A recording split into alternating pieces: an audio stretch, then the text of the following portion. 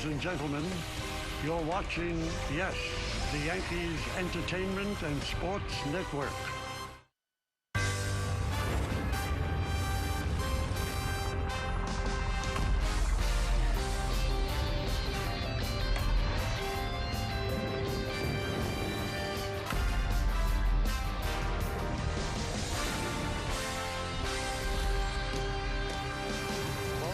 George M. Steinbrenner Field, they honor a switch-hitting center fielder of much renown.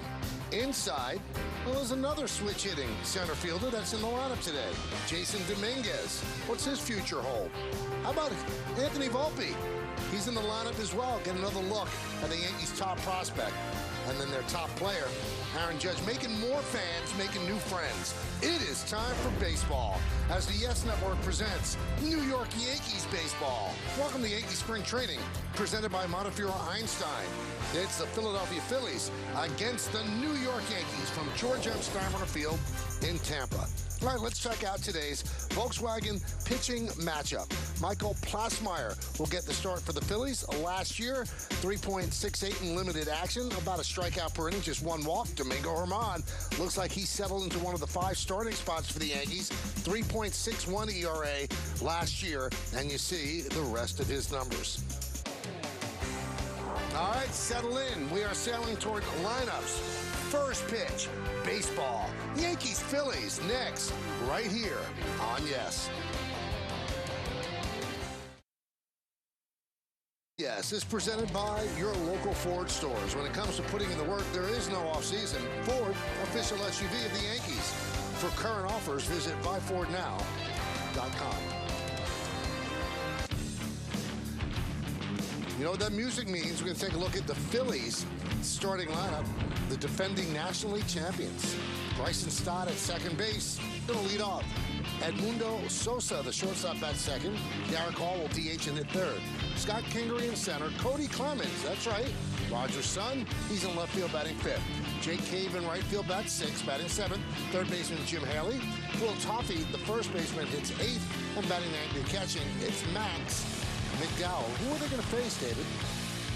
Well, it will be the right-hander, Domingo Germán, on the mound. You see his numbers from last year, 15 games and 14 starts. Pretty solid.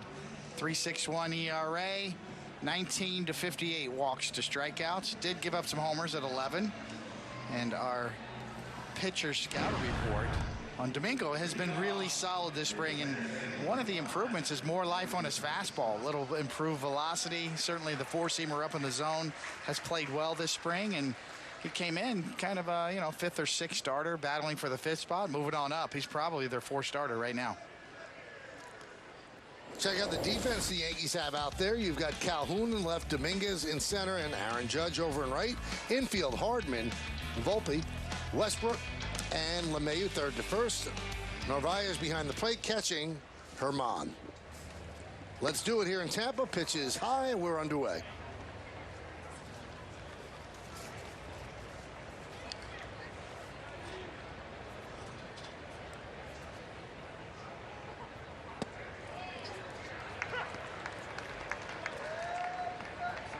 Talking to pitching coach Matt Blake about Domingo Germán and that increased velocity. We just saw 94 right there, but the life and the riding action on his four-seamer looks really good. He talked about revising Domingo's throwing program in between starts, that he was throwing too much, and getting the right balance and how you train in between starts to give your arm a little more life.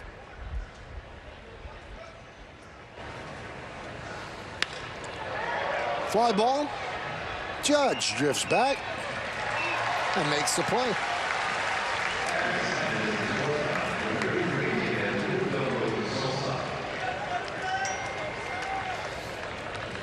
And here's Sosa.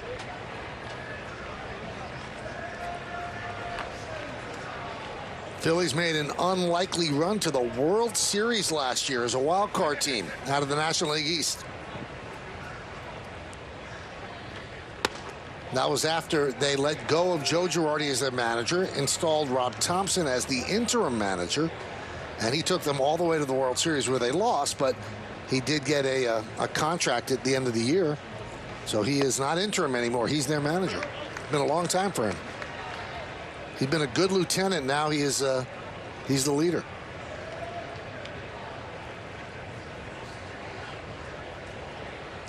One. 1-2. When you think about two organizations, you know, that are on the move, and of course Rob Thompson's resume, as Michael was talking about there, 59 years old, second season, and he's the perfect personality, and we both know this, how well he's liked and how he manages people so well. You think about the Phillies and the Padres are leading the way. The ownership group, the momentum plays, the free agency plays. If you're a Phillies fan right now, you're excited, along with the San Diego Padres. Two ownership groups very committed to doing whatever it takes.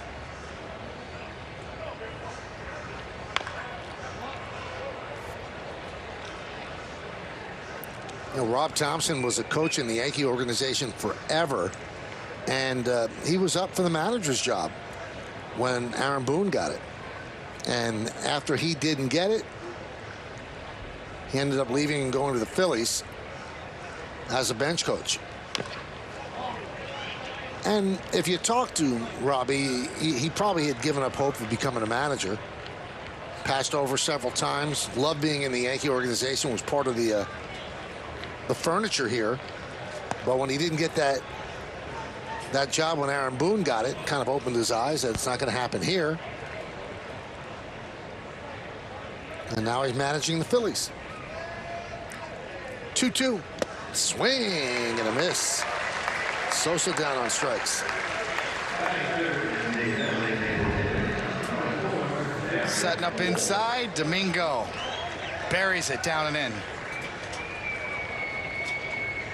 Catcher says, give it to me here. That's where he got it.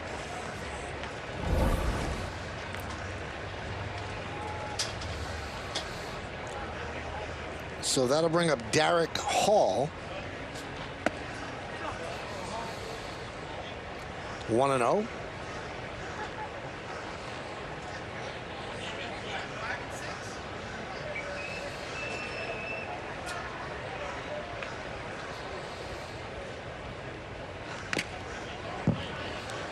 One.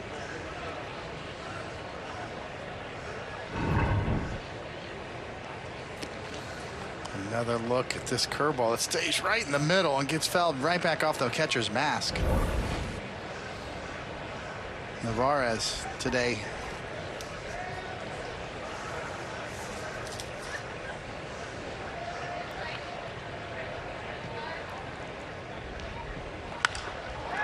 Fly ball. Calhoun will put it away, and then a 1-2-3 inning for Domingo Germán and the Yankees. Phillies nothing, and the Yankees coming to bat. The Citizens Bank starting lineup for the Yankees. DJ LeMahieu gets started first. Aaron Judge in right. Willie Calhoun in left.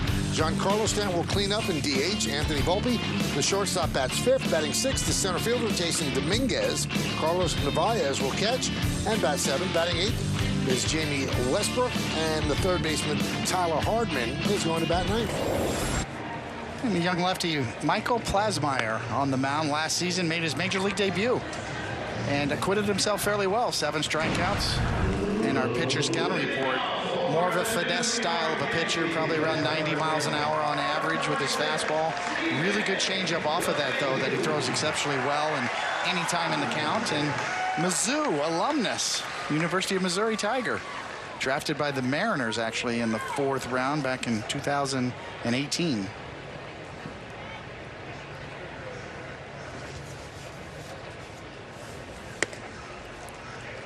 Kind of has that old time motion, or parts of it, with the hands over the head as a starting device when he goes into his windup.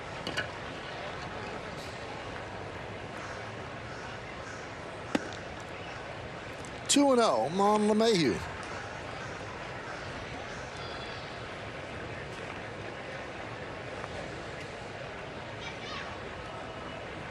Another beautiful day in Tampa. Another big crowd at Steinbrenner Field.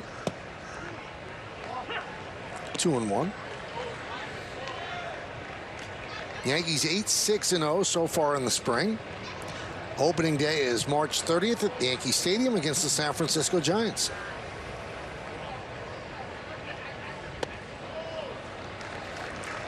LeMahieu works at the 3-1.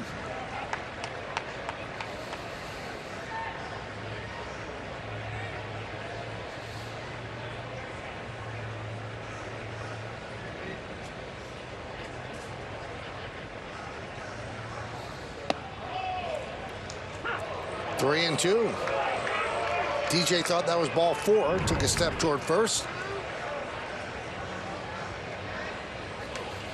At the knees, right down the middle. Maybe borderline low in what DJ thought, but sometimes the count dictates the call as well. On a 3-1 pitch, that's a strike.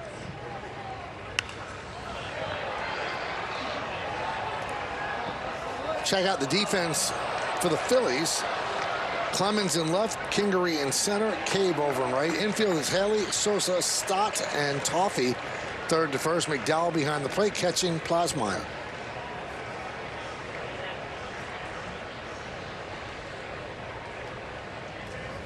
Three-two. Strike 3. LeMahieu down looking.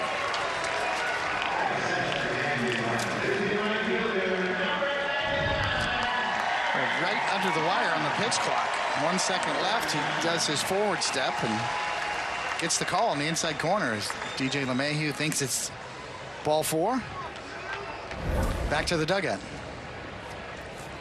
Here's Aaron Judge.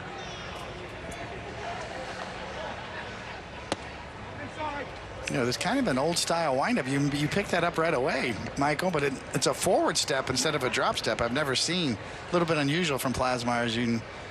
Most pitchers will have a drop step with their lead leg. His is a forward step and then up to the leg kick.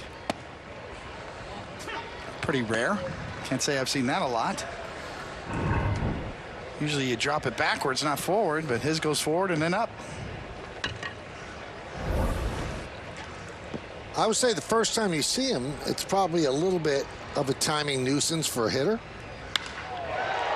Slash the other way. Foul ball. You know, the whole key with a drop step is to get your momentum, kind of set your rhythm and your tempo, and then into your leg kick. So Plasmeyer's got his own style, unique. It works for him.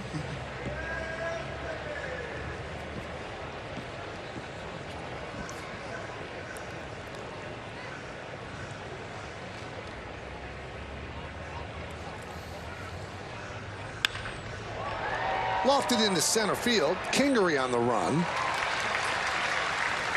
2 down.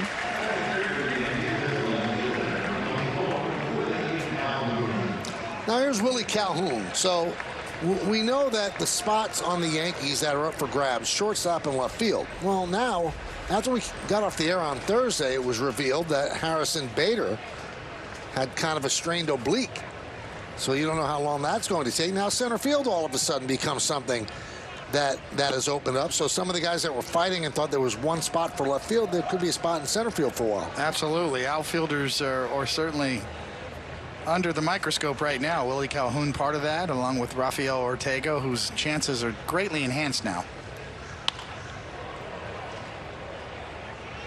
And center field, also an option would be Judge, who likes playing center field. They could move him there, and if they could get Stanton out into right field, then it opens up the DH spot for that extra infield that you have, and then left field is still the battle. Yeah, you're going to need another outfielder, and that's why Willie Calhoun and Rafael Ortega were brought in, and then along with the fact they both bat left-handed and have a little bit of pop.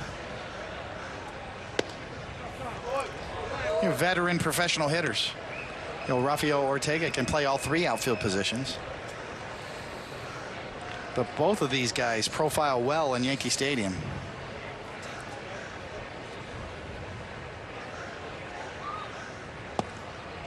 Just missed.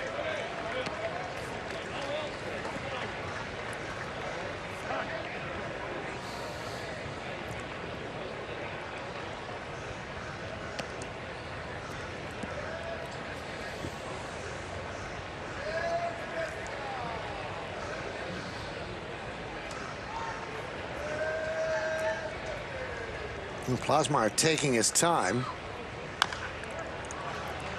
Chop foul. I'm not sure if he's paying attention to the clock or not. He must be, because a lot of times he's right under the wire. Takes it right down to the end.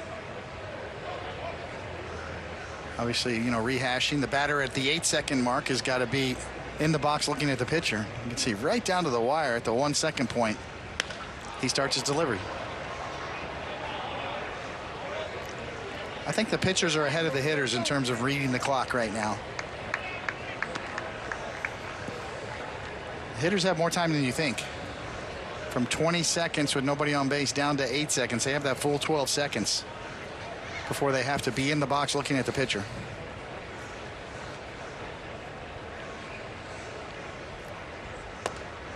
And Calhoun works a walk. So now the pitcher and the hitter have to deal with 20 seconds on the clock. Without anybody on base, it's 15, and the hitter has to be in at 8, facing both eyes on the pitcher is the phrase they're using. And I think some hitters are getting caught up in that.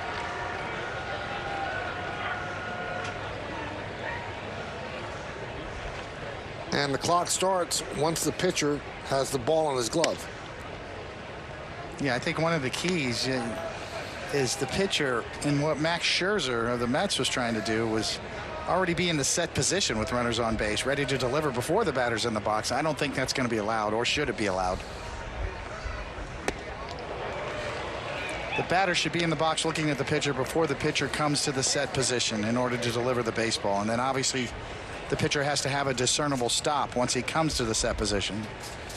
Scherzer was bypassing all of that, trying to quick pitch the hitters. There's going to be some gamesmanship, like some batters like to walk up music and stuff like that. If you're the catcher and you have the ball and there's no one on base, get the ball to the pitcher right away. So all of a sudden the walk-up music isn't as long because it can only play for 7 seconds because you have to get into the box with 8 seconds on the 15-second clock.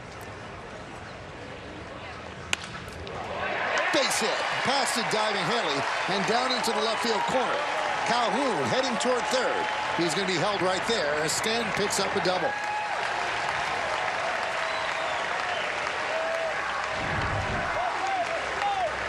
Giancarlo out in front of that changeup, but still gets the barrel on the ball and right on by down the line. So even when he's out in front of a pitch, he still hits it hard. So McDowell will go out and talk with Plasmeyer, and that'll bring up Volpe. So talking with Volpe's dad earlier today, and he told the story that he wasn't going to come down here, and then his wife said, listen, she called him up work, I'm going to pack a bag, go to the airport, and you represent us. Anthony's going to play in the Yankee uniform in the Yankee game for the first time. That was in Dunedin, and Volpe's dad was sitting with his grandfather, and the Yankees were playing the Blue Jays, and the public address announcer says, now batting for the New York Yankees, number 77, Anthony Volpe. And Anthony's dad turned to his dad, and he had tears coming down his face because they both grew up huge Yankee fans, and Anthony a big Yankee fan as well. He said, I couldn't believe it. My dad couldn't believe it. My son was playing in a New York Yankee uniform.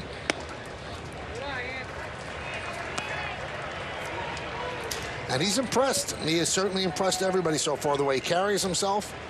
Now, Aaron Boone was telling Meredith earlier today about there are guys that love the game. He said Aaron Judge loves the game. You can tell Anthony Volpe loves the game, loves to be at the ballpark, loves to play.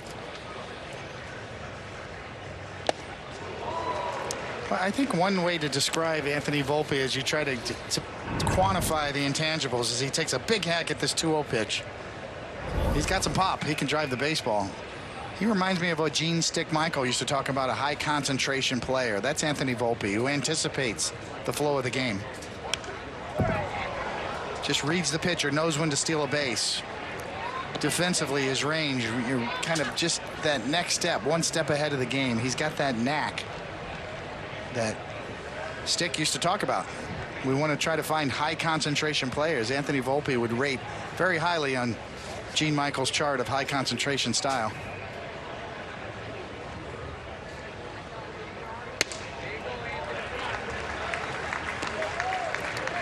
I asked his dad when Anthony makes the big leagues, will he keep 77? He said, you know what? He doesn't choose 77. He said he was just given it. I said, but I guess you have some say when you get to big leagues. I don't think he'd mind whatever number he wore. 3-2. Fouled away.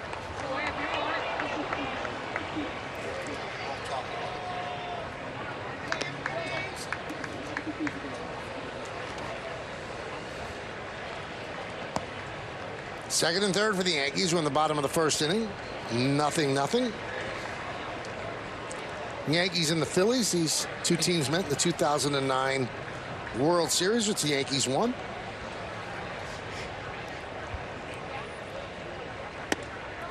And Volpe works a walk.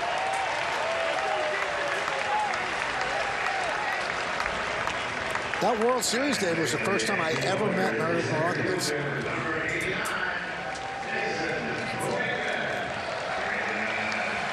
It's a day you'll never forget, Michael. No, never.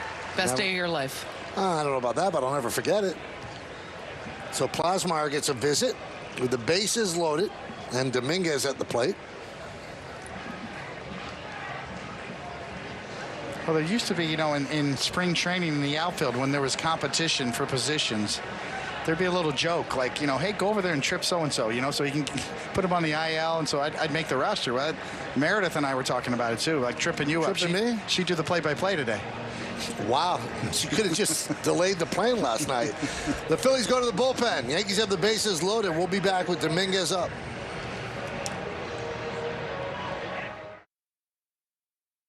Warming up, he bounced a couple past the catcher McDowell. Now he's ready, and so is Jason Dominguez with the bases loaded and 2 outs here in the first. Now 1 low, 1-0. Dominguez has excelled this spring. 3 home runs, 7 ribbies. Pretty nifty OPS of 1.528. Just 20 years old.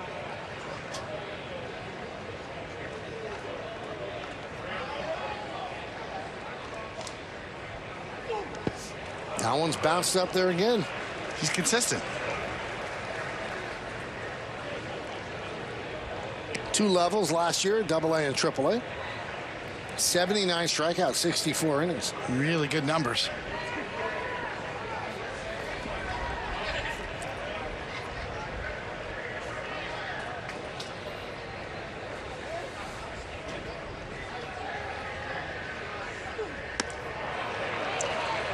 Three and 0. No place to go, no place to put him. Do the Yankees greenlight Dominguez?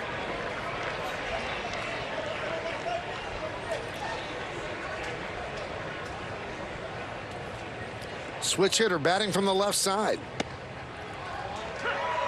Strike 1.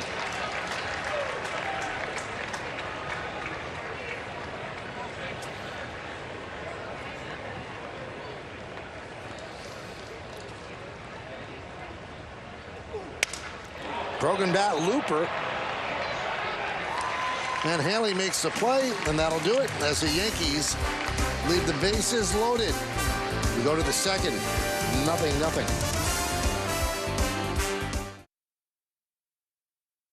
Today's injury report brought to you by Montefiore Einstein, state-of-the-art healthcare in New York City, Westchester, and the Hudson Valley.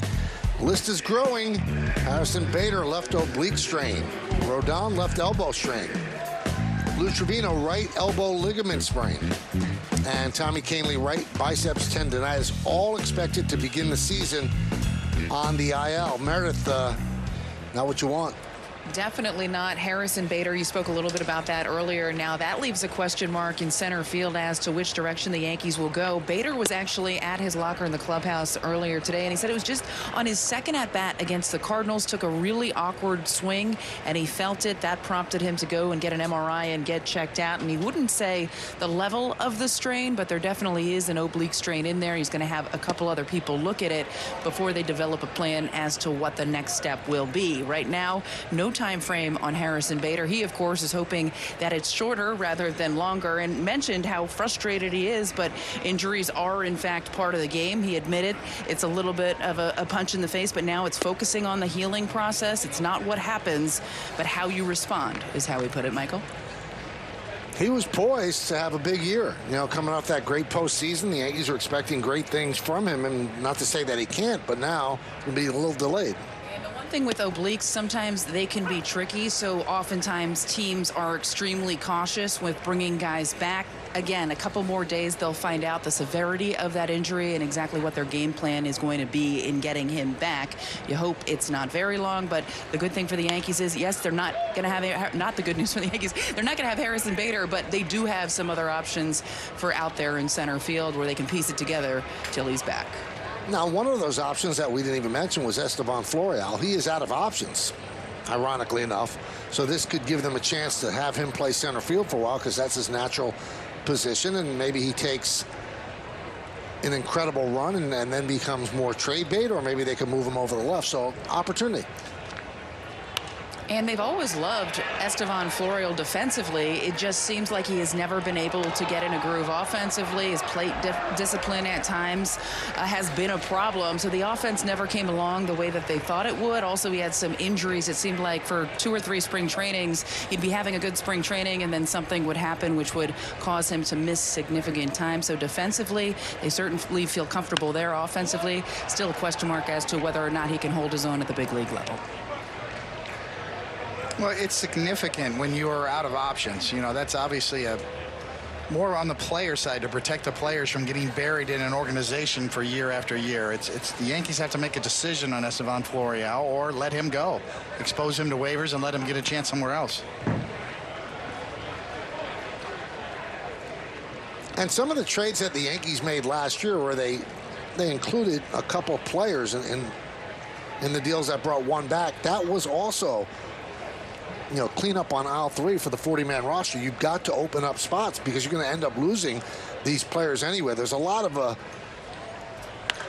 algebra that goes into these decisions. It's not just, unfortunately, it's just not on talent, but on options that remain and whether or not you're going to be able to hold on to that player. As Kingery picks up a hit.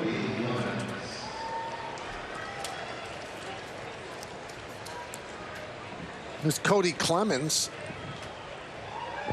There's Aaron Boone. Clemens played last year with the Tigers. He's got some pop.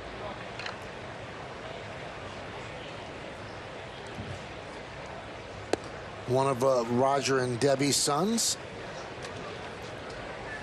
Last season with Detroit, he had 5 home runs in 56 games. Didn't hit for a high average.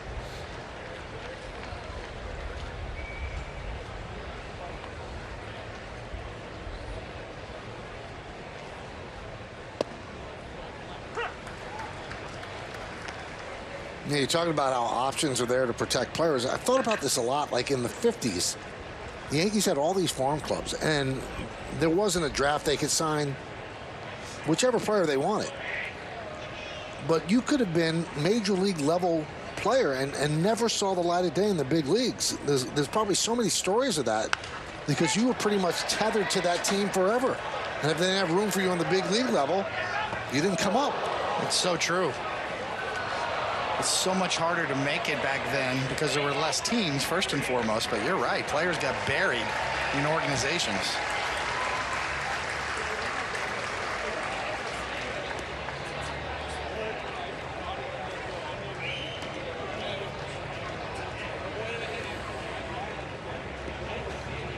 One and two on Clemens, but first a throw over. You know, the famous story of Wally Pipp and Lou Gehrig.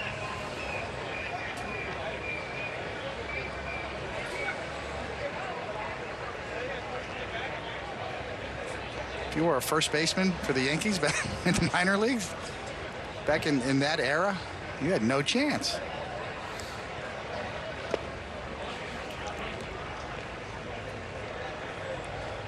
And there were just 8 teams in each league, so there's 16 teams. So there are a lot of players that never made the big leagues that probably had the talent to do so.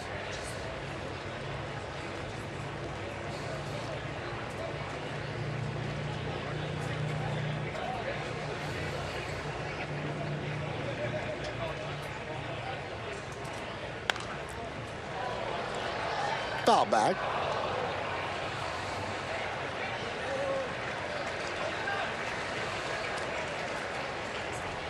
You remember Cody running around in the clubhouse when you were teammates with Roger? Yeah, I remember seeing them around the clubhouse at times. I know they were all very busy. They were playing Little League themselves at that point, or some of them a little younger.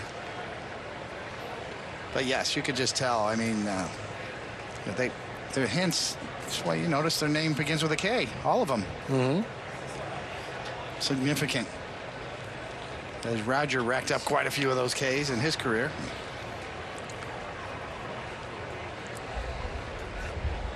I just know that, growing up in the Clemens household, they were well supported. Roger had sort of this separate facility on at his house. Full batting cages, full mound. It's kind of a sports utility center. Ripped down the right field line. It is a fair ball. That goes into the corner, bounces over the wall, so it's a double for Clemens as Kingery moves to third.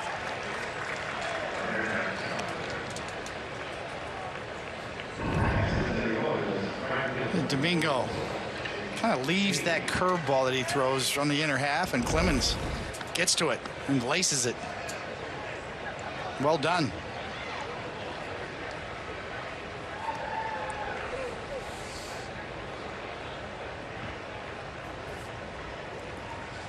The Yankees play the infield back. Second and third, nobody out. Here's Jake Cave.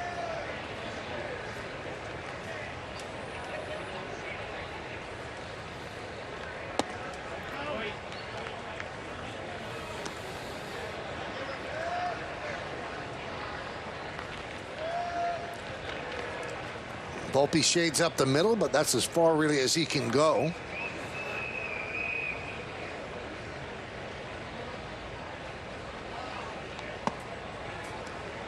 Jake Cave, the veteran outfielder, left-handed bat, former Yankee, came up in the Yankee system, has had a big spring training and opened some eyes. Another one of those veteran outfielders that if he doesn't stick here, he's going to draw some interest in other places with a need for an outfielder. Back to Herman. Runner holds. They get the out at first. One down. Almost handcuffed LeMahieu with that throw.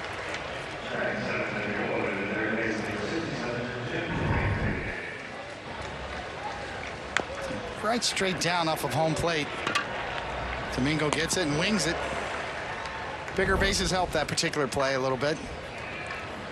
That was always the play that worried everybody. The runner and the ball and the first baseman all colliding together. The throw leads you into the runner.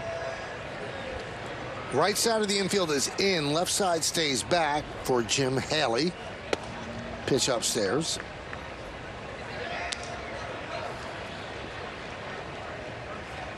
Kingery is at third. Clemens at second. One man out.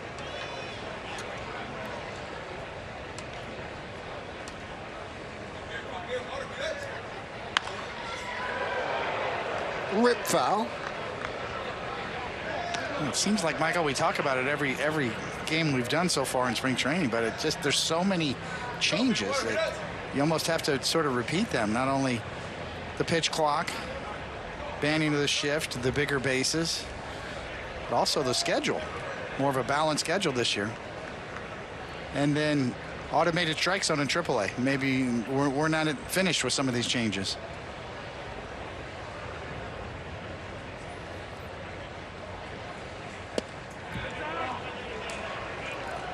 I'm talking to Raul Ibanez and Joe Martinez, who work in the Major League Baseball office, explaining all these new rules. They're big fans of this hybrid challenge system with an automated strike zone that they're going to test out in AAA this year. It's probably in the future of the game. 2-2 as Ramon's trying to work out of this jam.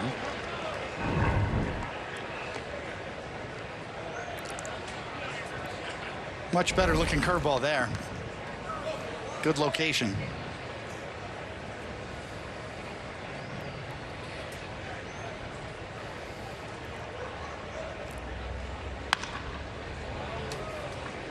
But that hybrid challenge system would be on the players themselves, the hitter or the pitcher. Could challenge. You'd be limited in your challenges a couple of times a game, and I'm sure the coaches would have to school the players on when to use it and when not to, because you'd lose it when you use it if you're wrong. And every pitcher thinks everything's a strike, and every hitter thinks everything's a ball.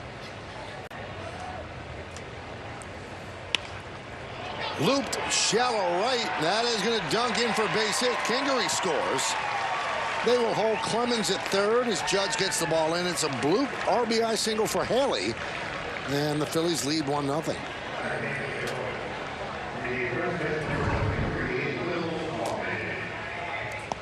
Another look. He kind of backs up that curveball. Domingo's having a hard time controlling it, getting the radar down on it as this one stays up and in. You can almost see Haley kind of readjust on the way. Just fights off that curveball that hangs on the inner half of the plate.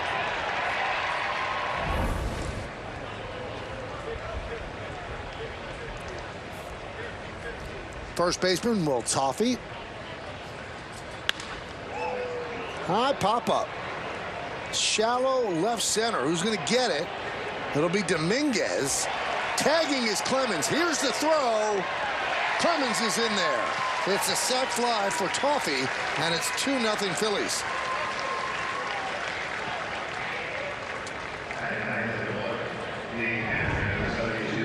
Oh, we'll get another look. You want to see Jason Dominguez in center field, see his throwing ability.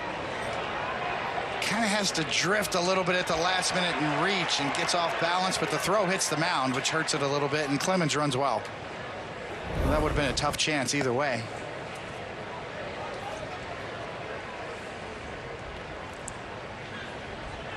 That's why they call him the Martian, though, right? He's got 5 tools, including his throwing arm.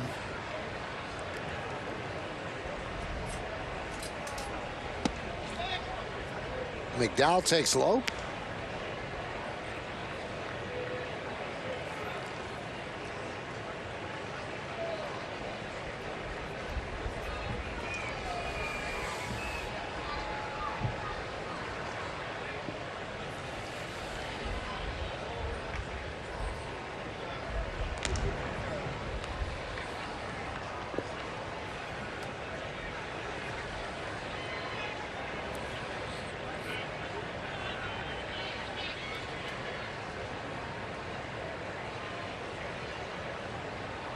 Top of the second inning, 2-0 Philadelphia.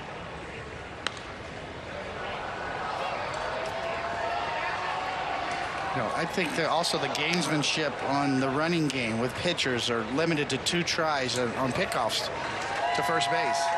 Domingo's got 1 already burned. To me, now's the time to go. I think a pitcher's more reluctant to throw over the second time because then you're up against it. You can't throw over again unless you get him out. So if you're a base runner trying to read the tea leaves and you want to cheat, I think after that first pickoff throw is the time to do it.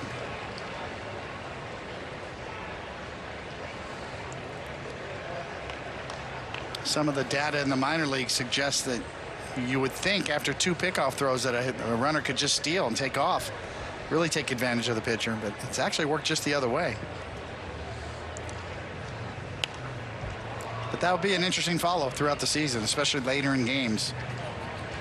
Hard throwing relievers notoriously are slower to home plate. Major League Baseball is trying to encourage more stolen bases. The bases are actually bigger.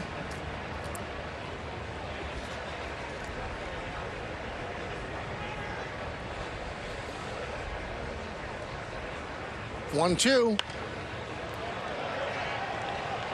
They're bigger, and the distance between first and second and third is 4.5 inches shorter than it was previously. And the distance from home plate to the front of first base is 3 inches closer than it used to be.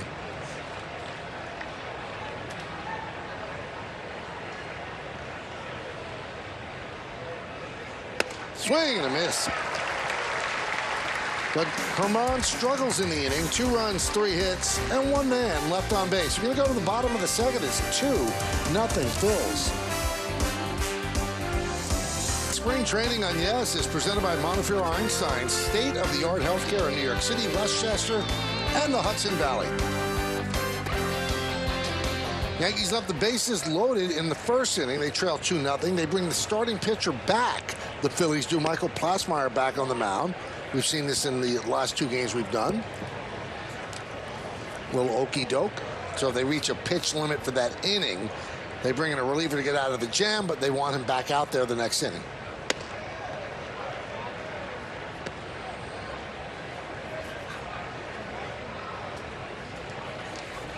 Big deal for Carlos Narvaez. Single A last year, now catching a big league spring training game.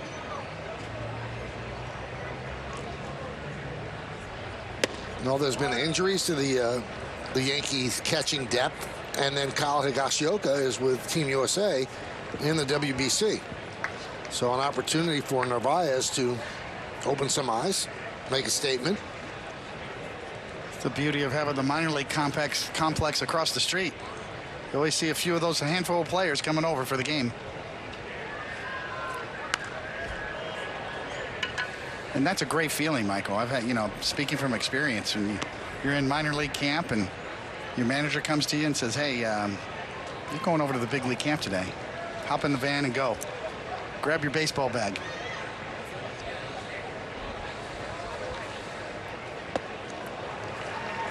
Narvaez swings and misses, and they're also told Coney's doing the game on TV, so that's yeah, also adds a level of excitement.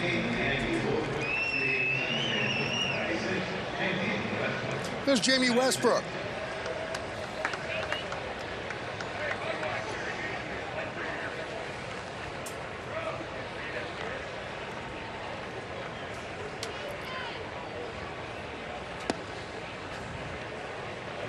I got that call. The first time I got that call, Dick Hauser, the late great Dick Hauser, was the manager of the Royals. They called me up. I went in. They said, you're just going to pitch extra innings. You're in relief, maybe. Well, extra innings came. I got the call, got in the game. Dick Hauser came out to the mound before I threw my first pitch and says, throw the first pitch as hard as you can behind the guy's head. I said, what? He said, yes. Just do it. Don't hit him, but throw it as hard as you can up behind his head. I threw it up to the press box. I was so nervous. It went up on the screen. Right. It rolled all the way up and back down. The hitter didn't even duck. And I got thrown out of the game. And that was it. That was my first big league spring training game. So was there something going on that led to this? There was. Tony La Russa was the manager of the White Sox, and there was Steve Balboni had gotten drilled a couple of times. Right. Balboni was on the Royals at the time. Yankee fans obviously know that name. So yeah, it was Hauser was mad at La Russa. He wanted to send a message. They had a little something going on between them. So that was my first chance in a big league game. Do you remember the batter? Yes, it was a guy named Russ Moorman. Who was, yeah, he played a little in the bigs. He was from Kansas City. It was a guy I idolized in Kansas City, a local hero, a great athlete, great basketball player. So not only do I have to throw it behind his head, it's a guy I idolized as a kid growing up in my hometown. Did Hauser get mad at you that you missed by that much? No, he thanked me. He said, good job, thank you. Mission accomplished. There were no more pitchers, and the game was over at that point. So I threw one pitch up to the press box, game over, no more pitchers. La Russa and Hauser kind of barked at each other in the middle of the diamond. The umpires said, that's it. We're done. Game over. Westbrook works a wall.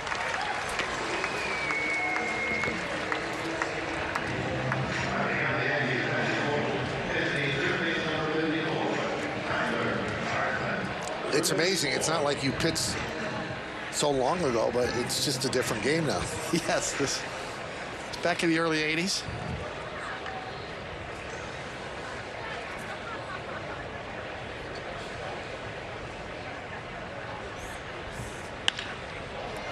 See if they turn two here. There's one, and there's two.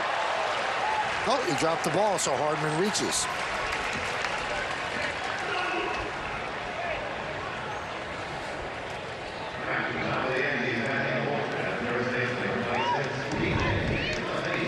Get another look on the turn. It's there. And then it's not. It's the glove's fault.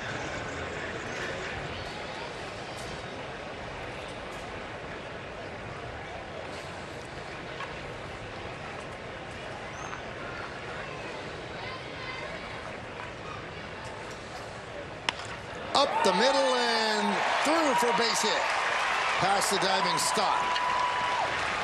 Hardman will stop at second. Hard single up the middle by DJ LeMahieu.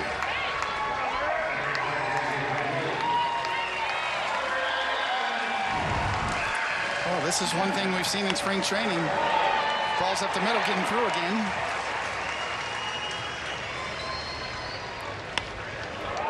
For almost 150 years, that ball up the middle has been a hit.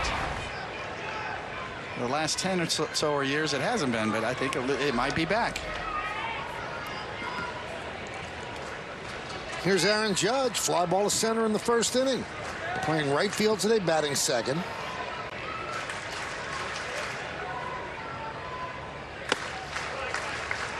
One and 0. So the second baseman Stott shades up the middle, but we can only have 2 infielders on each side of second base, and each of the infielders have to have their feet on the dirt. It cannot be on the grass. And they have to stay there. They can't go running when the pitch is delivered to get to the other side. You know, where they're positioned, they have to stay. And that's about as far as the second baseman can go. You can't get directly behind the bag. You have to. There has to be a little bit of leeway right there.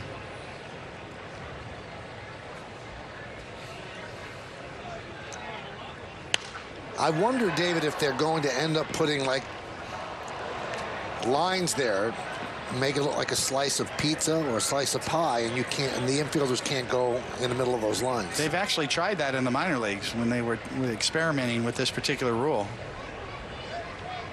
Like a pie chart.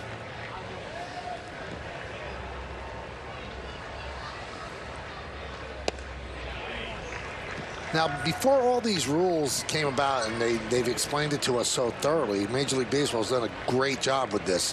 Did you know that from the rubber to the outfield grass is 95 feet? Did you know that before this? I did not know that. I didn't either. And that it was different in some ballparks. Right. It wasn't uniform.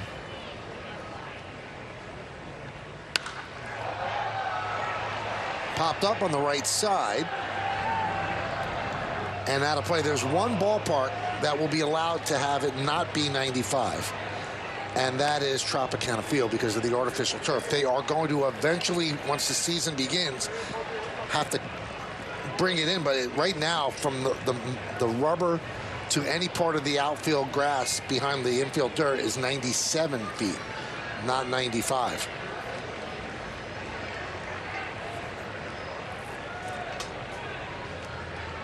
But they think it's only fair to be uniform because if you had it deeper, then other teams, infielders could play deeper and still be within the rules. So they're keeping a close eye. Runners are going, and Judge works a walk.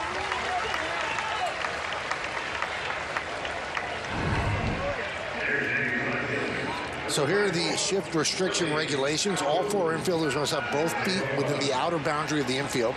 2 infielders must be positioned on each side of second. Infielders may not switch sides, meaning placing the defender on the side the batter is more likely to hit the ball, or move to the outfield unless there is a substitution. And you have to stay there for the whole inning, too. Bases loaded for Willie Calhoun. Second inning, the Yankees have loaded the bases. I think it was Joe Madden who was managing the Rays when we first saw that. Went depending on the count. 2-1 count, 0-2 count, the third baseman would run across the infield in the middle of an at-bat and switch it up. And it's a thing of the past. High fly ball, right field. Cave back and makes the play for the final out. And for the second straight inning, the Yankees leave the bases loaded. 2-0 Phillies. We go to the third.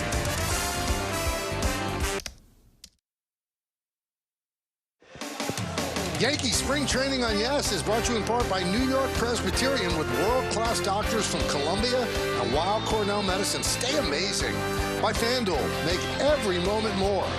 By your local Tri-State Volkswagen dealers. And by Citizens. Made ready. You talk to the players, the coaches, the locals, and they say that this has been an incredible stretch of weather where it's perfect to train, perfect to play these games. There's not much wind, not much humidity. It hasn't been cold. It's been perfect. Conversely, the weather in Arizona hasn't been so great. It's been unseasonably cool for the better part of spring training in Phoenix. Good for the pitchers in Florida. Warmer weather, much better. Get looser. get your work in.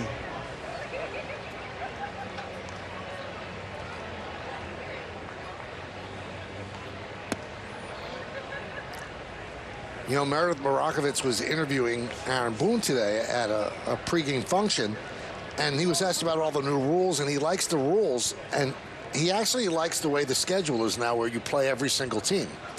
And within your division, it's no more 19 games, it's 13 games and 4 series rather than 19 games and 6. But he did bring up one thing that I think is going to be an issue. The Yankees open up their season against the San Francisco Giants March 30th, April 1st, April 2nd. So there's one off day there on the Thursday after opening day. Then the Phillies come into town. As Stott goes down on strikes. David, that's the only time those teams meet. If there's a rain out, what's baseball going to do? I mean, the Phillies going to have to fly into New York on a like off day to just play that game. That's going to cause some issues. No, that's a valid point, and to be determined. But yeah, that's exactly right. You're going to have to find those obscure matching off days and fly wherever you are to go try to make up a game. All right, that's going to do it for Herman after he strikes out Stott. So the Yankees go to the bullpen. It is 2-0 Phillies, and you're watching the Yankees right here on Yes.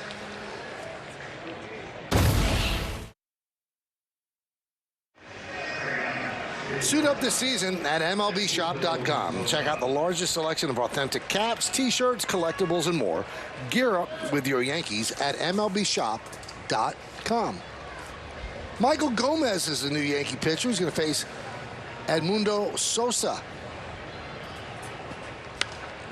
Fouled away. AA and AAA last year. Those are the numbers.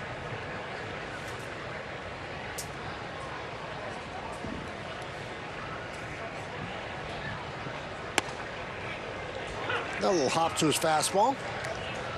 0-2.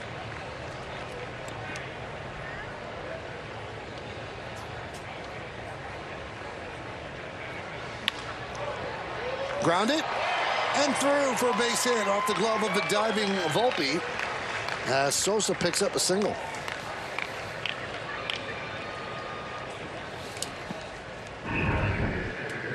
Well, perfectly located, too. I mean, splits the seam. 2 diving infielders.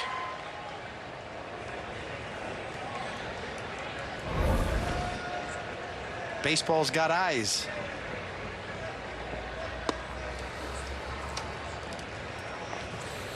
Hall takes out of the strike zone, 1-0.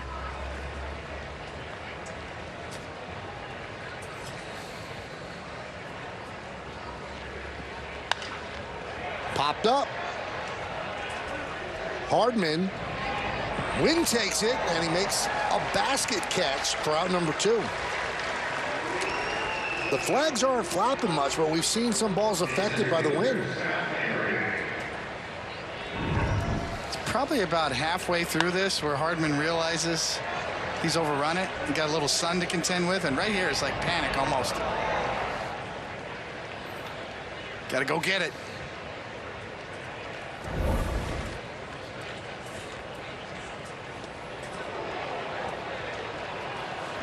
You know, on the flight back last night, David, I was reading Jack Curry's new book that's going to be out soon about the 1998 Yankees. And, you know, Scott Brocious, at the beginning of 98, misplayed a pop-up in the shallow outfield. Runner goes, throw to second, got him. Good throw by Narvaez to get Sosa. We'll tell you the rest of that story when we get back. Good throw, good arm, good tag. End of the inning, we go to the bottom of the 3rd.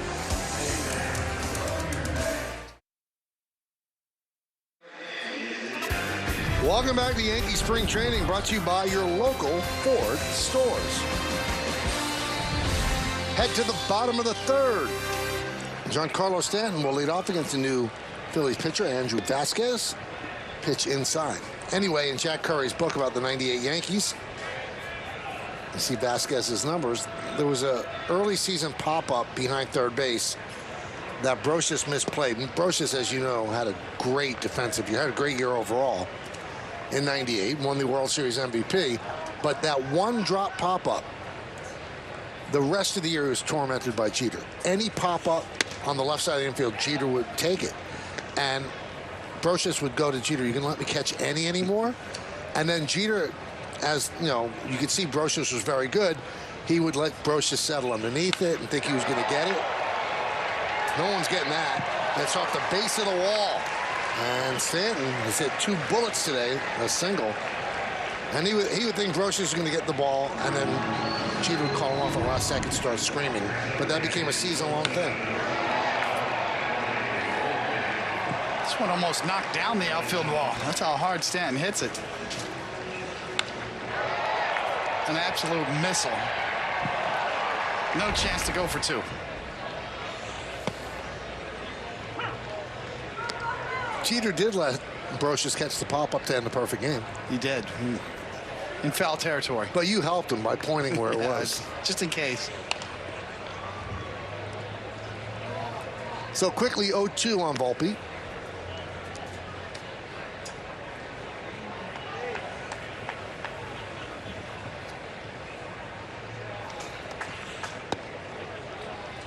One and 2.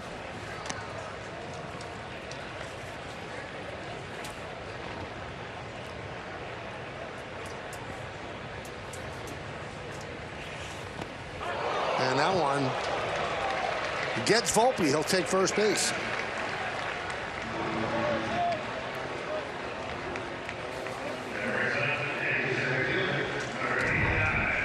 He'll get another look. The lefty slide stepping, throws that slider down and in.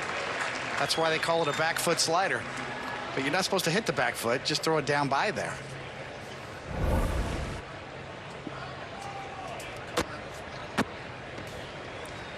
Here's Dominguez now batting from the right side.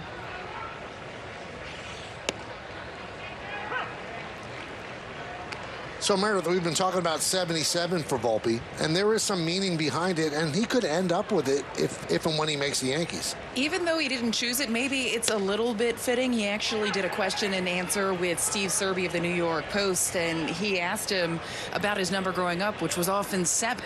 His grandfather was a huge Mickey Mantle fan.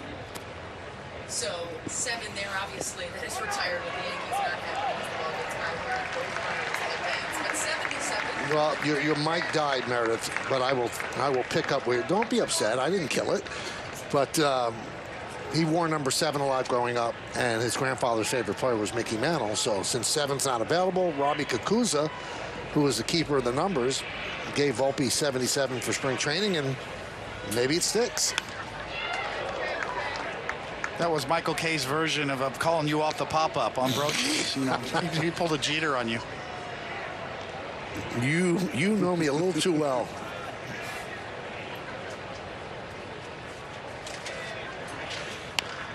Dominguez chops one to third. Stanton holds, hustling down the line, but they get Dominguez for the first out.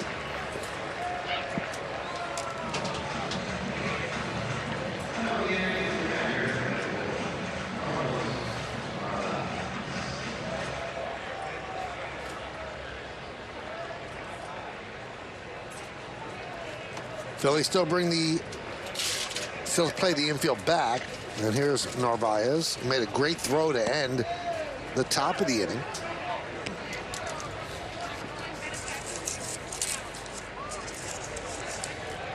Yankees, a lot of traffic on the bases, still have yet to break through.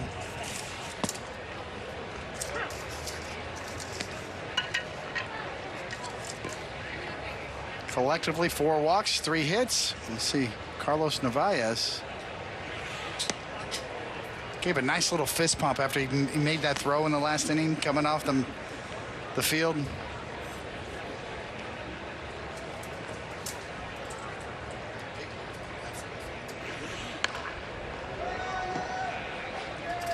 David, Meredith is mad at me now. She thinks like I sabotaged the mic. I can't say that I blame her.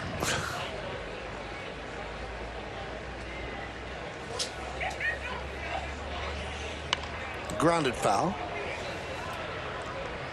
You would be the kind of guy that would have that kind of deal with our audio guy, you know. Little hand signal. I've got deals with everybody, David.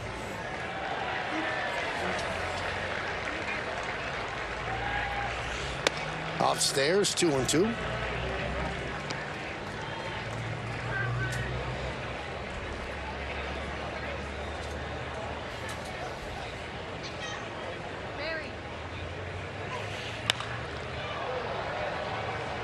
Fly ball center field. Kingery makes the catch. Tagging is Stanton. He'll score easily. The throw cut off by the shortstop Sosa. It's a sac fly for Narvaez. Yankees on the board. It's 2-1 Philly.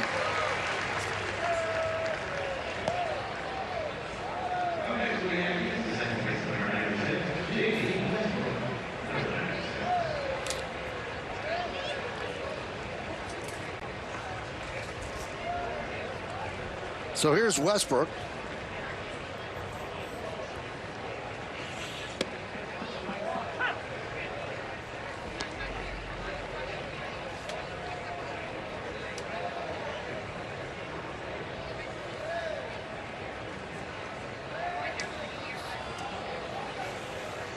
See, this is what Volpe brings on the bases. Even though there's 2 outs here, he's providing a distraction for the pitcher. Bouncing around out there. And if you're curious, it wasn't a throw to second, but that was a disengagement, so that counts as one of the 2. Absolutely. Everything counts.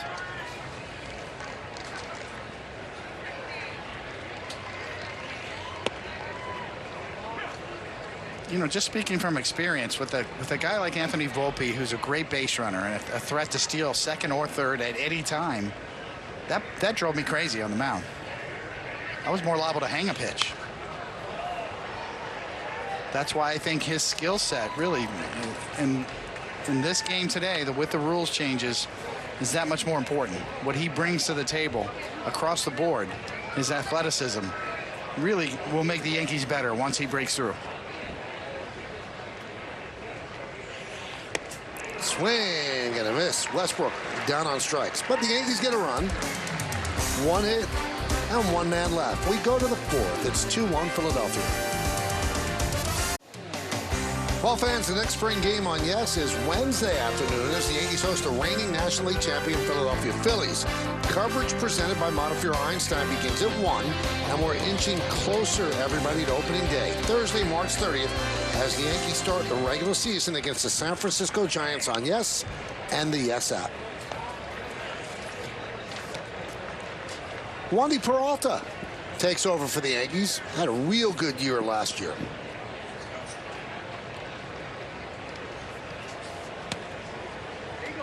And a strike.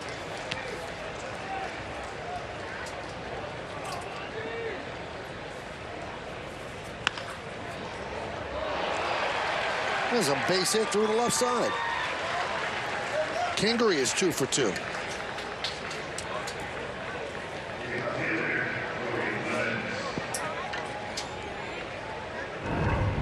Wandy tries a little quick pitch here. Slide step, change up. Leaves it on in the inner half, though, as Kingery's able to get the barrel on it. Hits it hard enough to get it right through. Here's Cody Clemens. He doubled down the right field line in the second. Swing and a miss.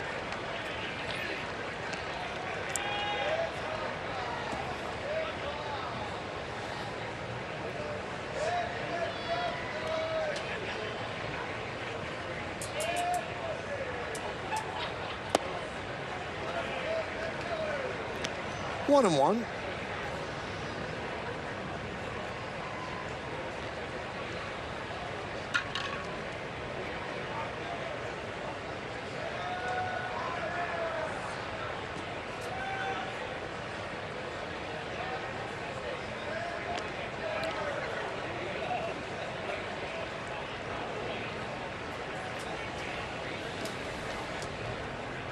Wandy Peralta does so many little things under the radar very well. Quick to home plate when he has to. Sneaky little pickoff move. Vary his delivery and his timing. And he was really good in the clutch last year, as you mentioned, Michael. Not just his overall numbers, but some big spots. A couple of Houdini jobs, too. Bases loaded, come in and get out of it. Never seems to get overly stressed on the mound. Can they turn two? There's one. On to first. Not in time.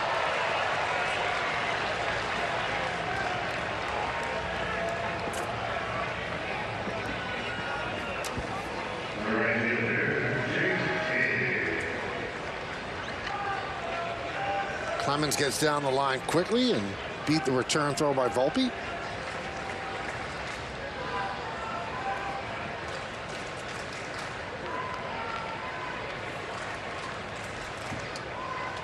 So here's Cave.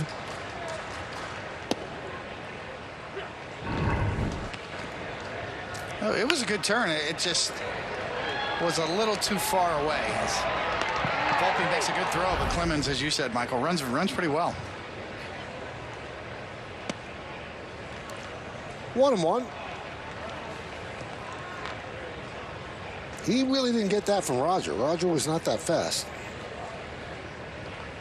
Different body type.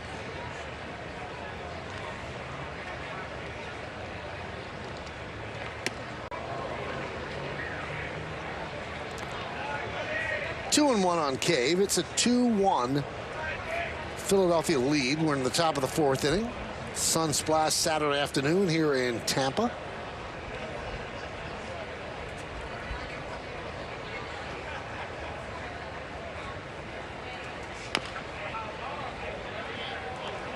Two and two.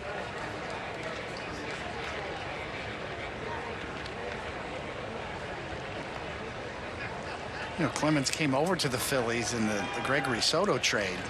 Really good reliever that's going to help the Phillies a lot. Left-handed power guy. Oh, so close. Clemens was leaning. Somehow got back.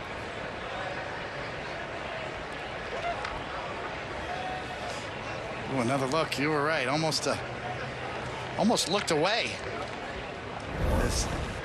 Wandy's got a sneaky good move.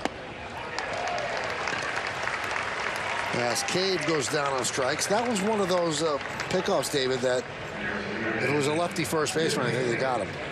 Possibly, yes. I mean, if you wonder why there are left-handed first basemen, that's one of the reasons. And a good look, it looked like a slider there. Wandy's known for his great changeup, but he's mixed in more sliders.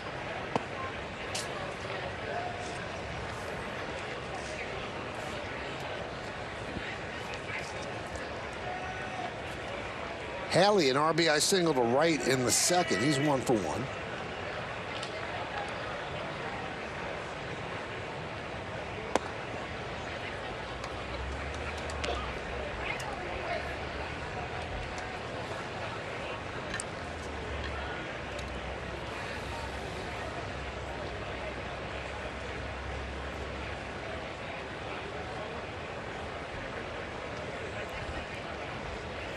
Clock is down at 3, 2. And we will remind you that you don't have to release the ball. You just have to start your motion before the clock hits 0.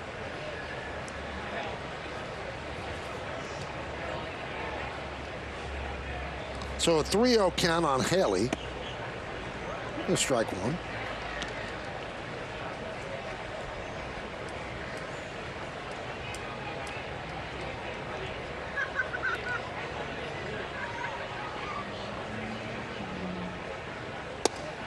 And he walked him.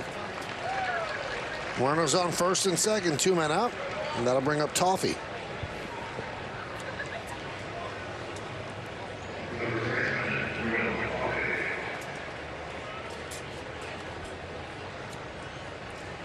And Narvaez goes out and has a word with Wandy. Phillies have 6 hits. Yankees have 3. Yankees have certainly had base runners. They left the bases loaded in the first, left the bases loaded in the second. Finally pushed across a run on a sac fly by Narvaez in the third. Both Philly runs came in the second inning against Herman. An RBI single by Haley and then a sac fly off the bat of Toffee. So 2-1 Phillies.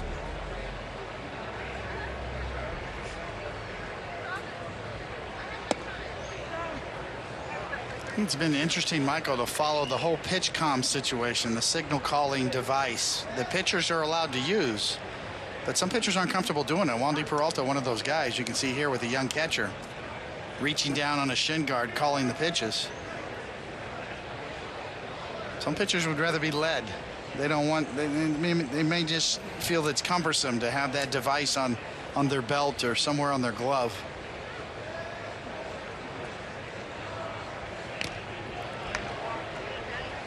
I would think younger pitchers probably want to be led, right? It depends. It's all personality driven. Probably the prime example on the other end of the scale would be Chris Bassett, the former Met, now Blue Jay, who would notoriously shake off 6 or 7 times regularly. Now he would be the guy that'd really benefit from calling his own game.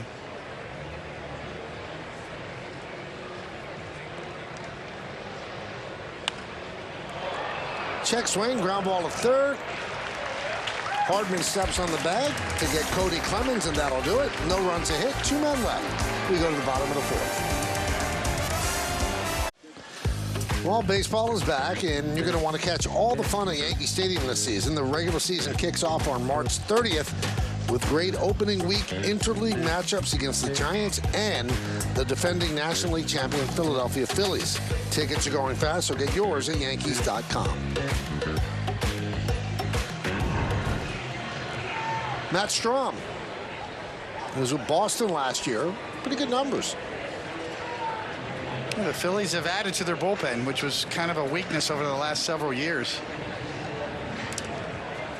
They've shown that they will add whatever they think they need, along with Trey Turner, the headliner, as a free agent signing. I thought their owner, John Middleton, had some of the best quotes of the offseason. If you're a player or a fan, you had to love his sentiments.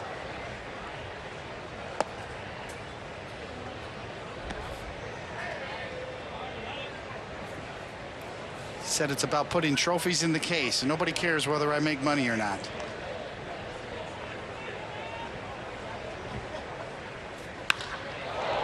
Hardman wraps one to center field.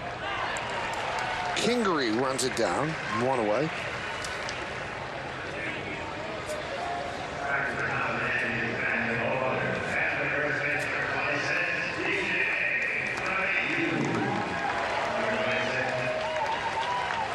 Another thing the Phillies really, to me, overall, in the big picture of things, really helped the mindset of fans and really Major League Baseball was winning 86 games and then being the last team in the new format of the playoffs, expanded playoffs, and then making it all the way to the World Series, a big payoff.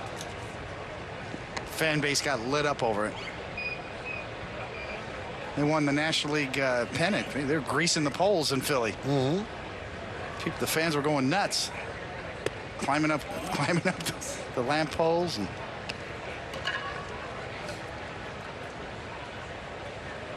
I think you feel like a city, an organization has momentum moving off of that into this year. And the Phillies certainly have that. And as I mentioned before, the Padres as well. I think you can say the same thing about the Yankee fan base, which is why the reaction after the Yankees beat Cleveland and got the matchup with Houston was incredible outside of Yankee Stadium, and why the disappointment was great too when Houston swept them.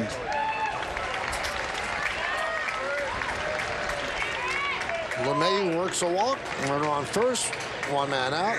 That brings up Judge against Strahm.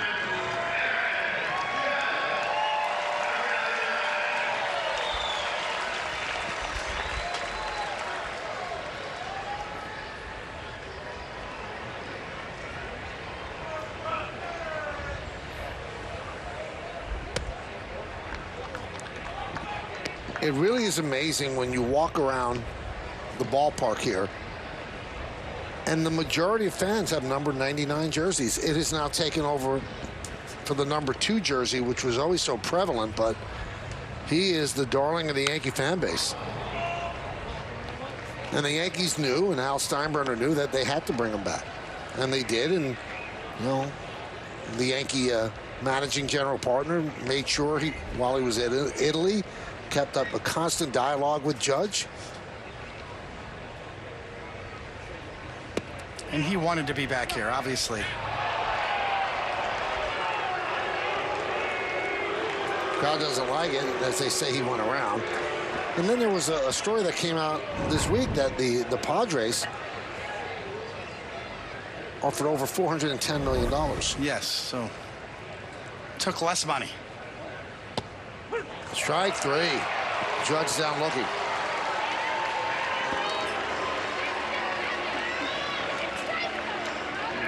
And I've said this before. I've never seen a guy better with kids because he really interacts with them. He'll talk to them and ask questions and actually makes the kid feel like, wow, he cares what I have to say. It's just a way about him.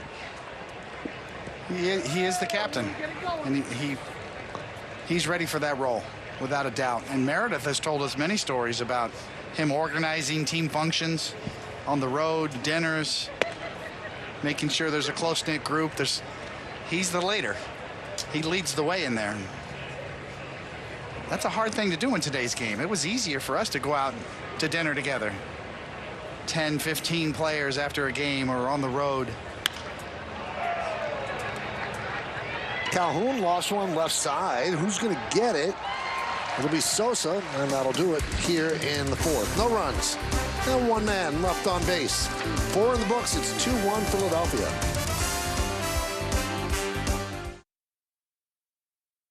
We go to the 5th inning. Cadillac scoreboard. The Philadelphia Phillies 2 and the New York Yankees 1.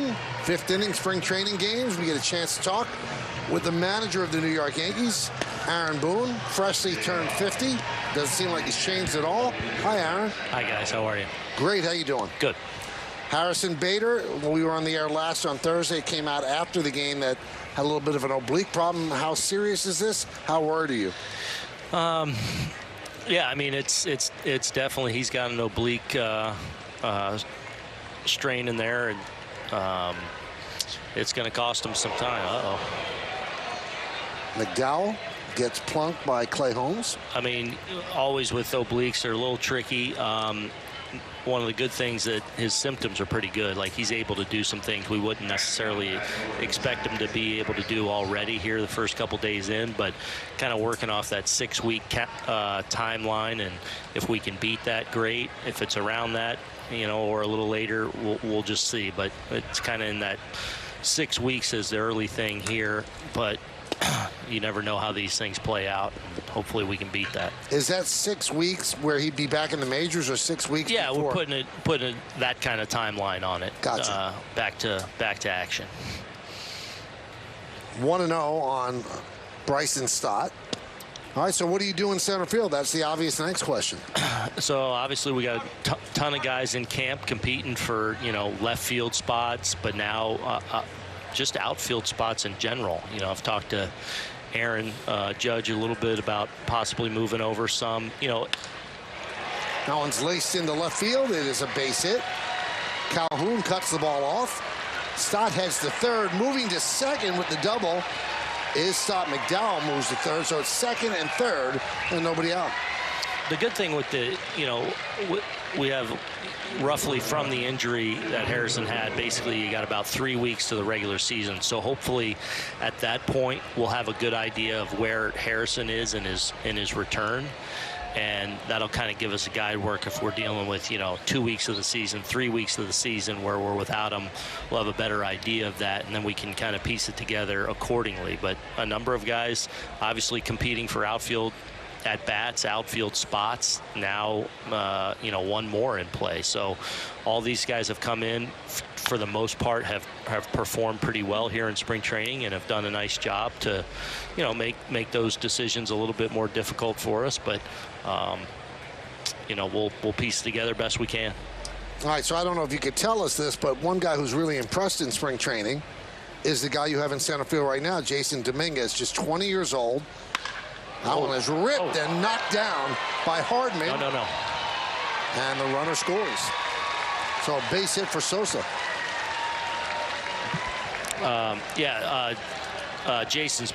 He's had a great spring. It's good to see him get a start here today. You know, has obviously hit a few balls out of the ballpark for us. It's, you know, our first time getting to be around him for a little bit of an extended period. I think it's been great for him being around, you know, obviously our core guys and you know, guys like Aaron Judge and Stanton and these guys, to be around them on a daily basis and playing with them has been, I think, a really valuable tool. He had such a nice year last year, coming off a 2021 where he struggled a little bit. Last year, you know, he started out in low A, went to high A, then finished up the season at double A at the very end. So in every step of the way, you know, as the competition got a little bit better, it seemed like he was continuing to get better. So we love where he's at. You know, is he in that mix early on? You know, that'd be tough. But you know, you never know what could happen in the next few weeks. Yeah, I was going to ask you, you know, the fairy tale, could that be written, or is it just unfair to a kid that hasn't played at AAA? Well, I wouldn't even say he really hasn't even played at double A, other than he played at the last few games. No. Little double clutch by Westbrook, cost him the double play as Stott moves to third. You know, this is a 20-year-old kid that hasn't played a ton of baseball, and, you know, basically got up to double A for the playoffs last year and performed really well. So, you know, he needs to play and keep on developing, and the track that he's on, especially what we saw last year and what we're seeing this spring, you know, he could throw himself in the mix sooner rather than later. But we're excited about where he's at in his development. Yeah, I love the live reactions, you know, the ball to Hardman, you're no, don't throw, and then there, you know, you had a chance for a double play. I mean, you kind of live and die it, right? You're infielder, and as a manager, you know, now that you got a few years under your belt, how do you let it go after a game? Because you got to live and die everything with all these decisions. Not only what happens during the game, but then post game, dealing with the analytics department, dealing with your general manager. I mean, how do you balance the scale with everything that's required of a major league manager? Yeah, here we go. Well, you never really let it go, Coney, but you always try to keep a perspective. And you know, we preach trying to be emotionally stable and steady all the time with our players, and it's important they see that from me each and every day. So no matter what's going on, we deal with what happened within the day, we evaluate it, and we got to move on. So you try and always keep that perspective of, you know, tomorrow and is the biggest day, and that's how we kind of go about it. Aaron, please help me with emotional stability. I need it. We'll talk to you soon. All right, man. See ya. NBA matchup tomorrow on Yeses. Mikal Bridges and the Brooklyn Nets take on Nikola Jokic and the Denver Nuggets. Coverage begins at 3 with tip-off shortly after 3:30 on Yes and streaming on the Yes app. Big win for the Nets last night against the Minnesota Timberwolves in overtime. Connor Brogdon, new Philly pitcher, and deals up and in to Stanton.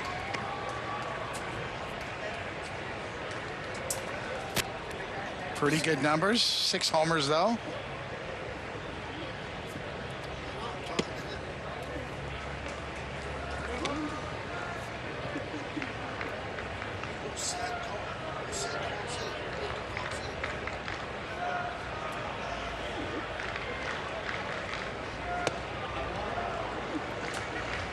Two and 1.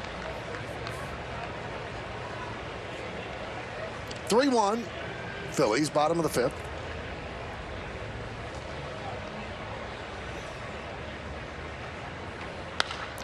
High pop-up on the left side. Sosa out. Clemens in. And he dropped the ball. Wynn took it again. Throw to second. Stanton's in there. Ball kept drifting toward left center field. Ball's drifting, and it is a high sky. Not a cloud up there, but at least where the fielders have to watch and look. You can see Stanton right here, going to run it out. Good thing he did. At least he got there.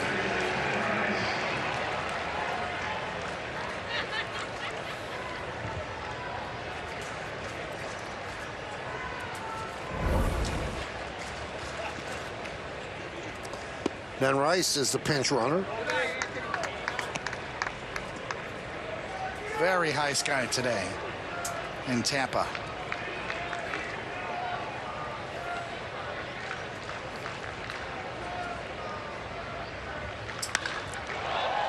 Volpe lofts one to center field.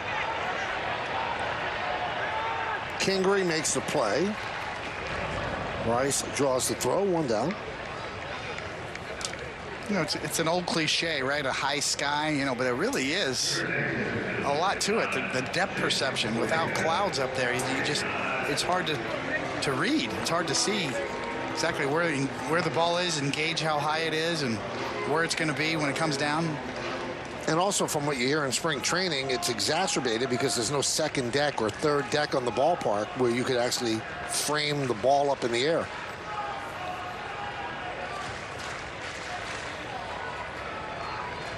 So that'll bring up Dominguez.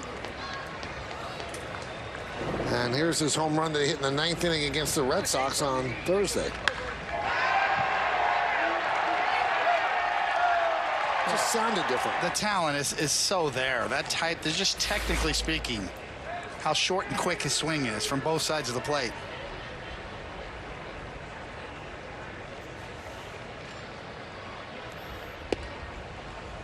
It looks like that he retains that technique both right-handed and left-handed. That's a very hard thing to do.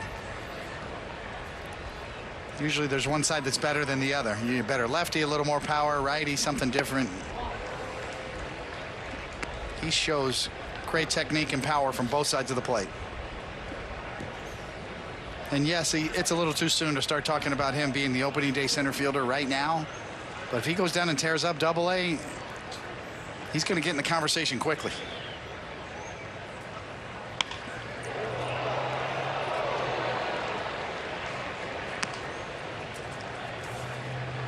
Now, as for Volpe, he did have 99 at-bats at AAA last year. You see Dominguez's resume, and we both heard separately that there's a chance that Volpe could play his way onto the roster. I mean, he'd have to have an unbelievable spring, which he's had so far, but we don't hear the same thing about Dominguez because he is so young and didn't play at AAA. Yeah, well, it's really, to me, it's you see guys jump from Double-A, guys who have tremendous success in Double-A.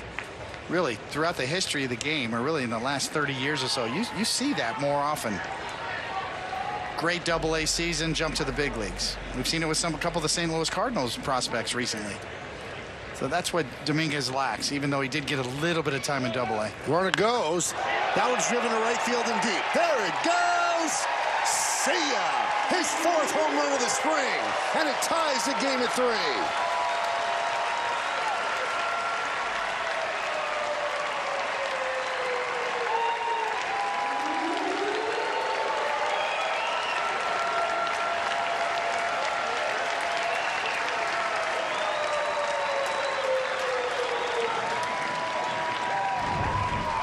Off a big league pitcher as well. You know, everybody talks about spring training numbers. Well, he's getting late in the games. Well, Connor Brogdon, the big league pitcher. And there is the power, a short and quick swing. Watch this from the side. Very little sway. His head stays still behind the ball. Tremendous speed through the zone. Well, he wants to make it tough on them. Well, Aaron Boone did say you never say never in the next 2 weeks.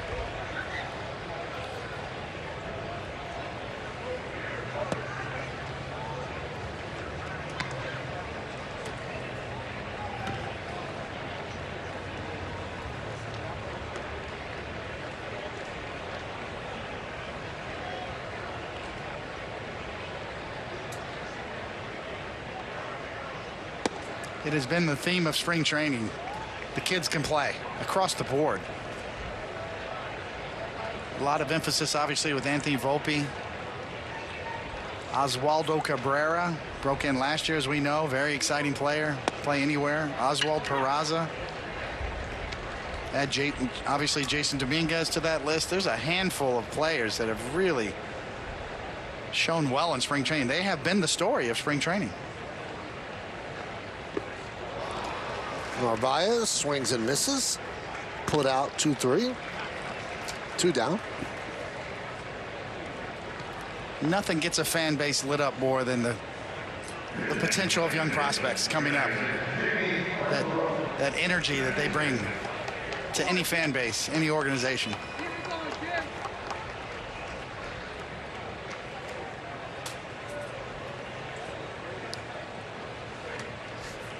There's Westbrook.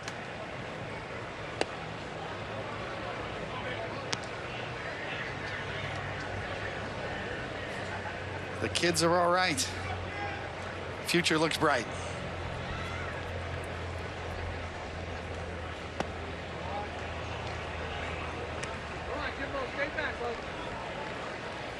Westbrook calls time.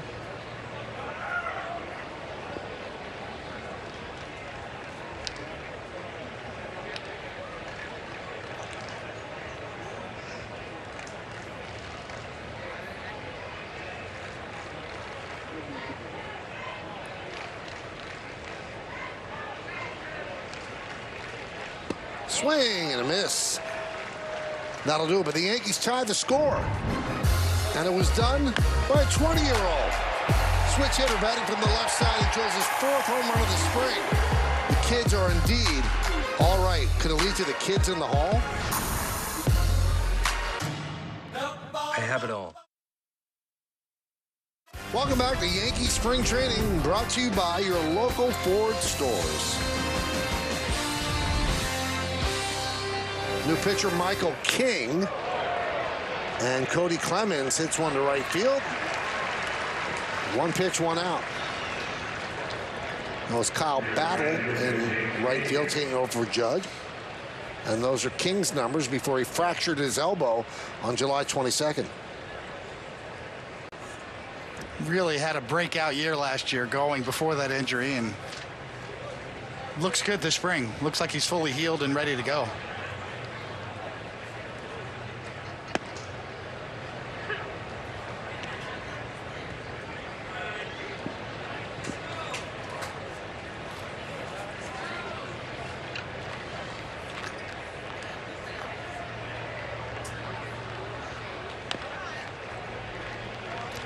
Now, by the time the playoffs rolled around, the Yankees were missing big pieces out of the bullpen. And King was one of the biggest pieces, and Clay Holmes obviously wasn't right physically either. And then Chapman didn't make the roster, so a lot of what they had planned on certainly wasn't there in that sweep by the Astros.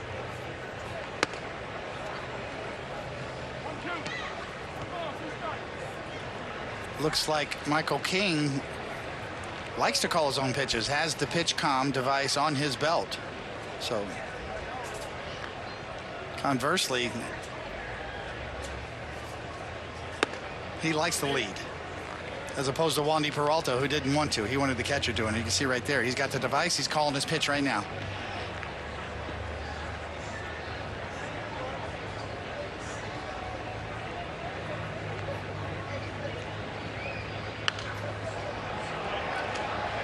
It looks like that will be allowed. Right now, it's still in experimental mode, whether Major League Baseball and the Players Association will allow this during the regular season.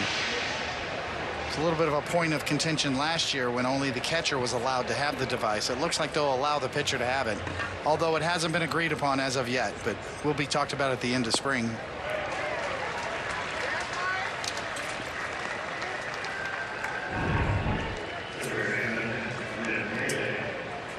Good changeup. You know, everybody wants to have a changeup. Anybody can get a circle grip or grip the baseball and try to throw a changeup. Not too many can sell it and throw it with conviction. That was really well done there.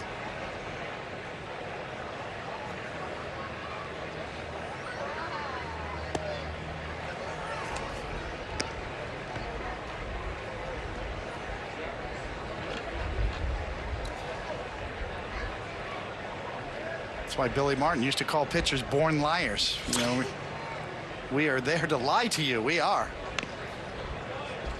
Make you think it's a fastball and trick you.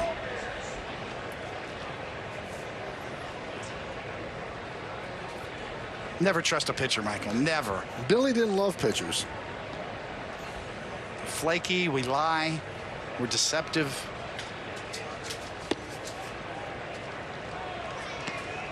Tell me the bad parts.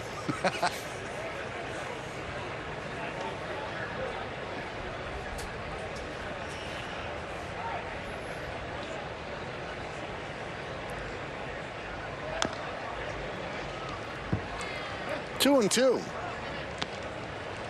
Look at that sweeper. We even got it on our bug there. The pitch, the description of the pitch was a Sweeper. A sweeper. Wow. Not slider, sweeper. We didn't have that last year. That's like it.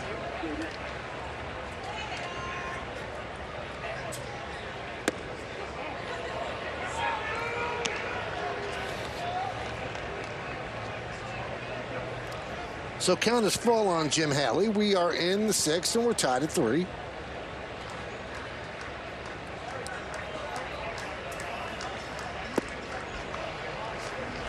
So Halley works a walk against King. Halley's had an RBI single and 2 walks. Good afternoon for him.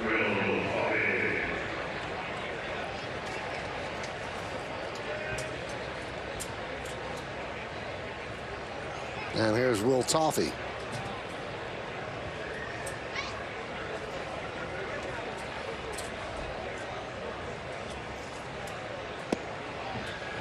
And a strike.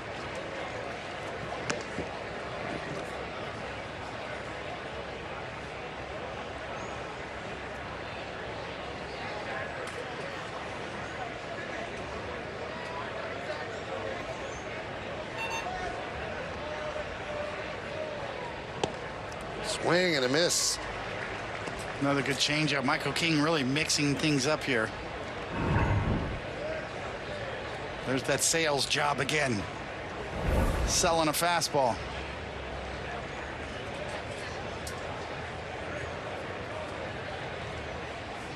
I think one of the keys too is where's Michael King going to fit into his role this year? Last year was so valuable as a multi-inning reliever. Come in and knock out 3 innings at times last year before his injury.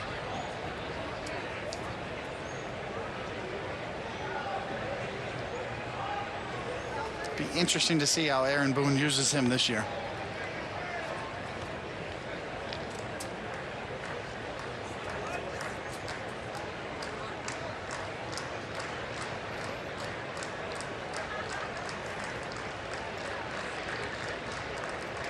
Oh, 2.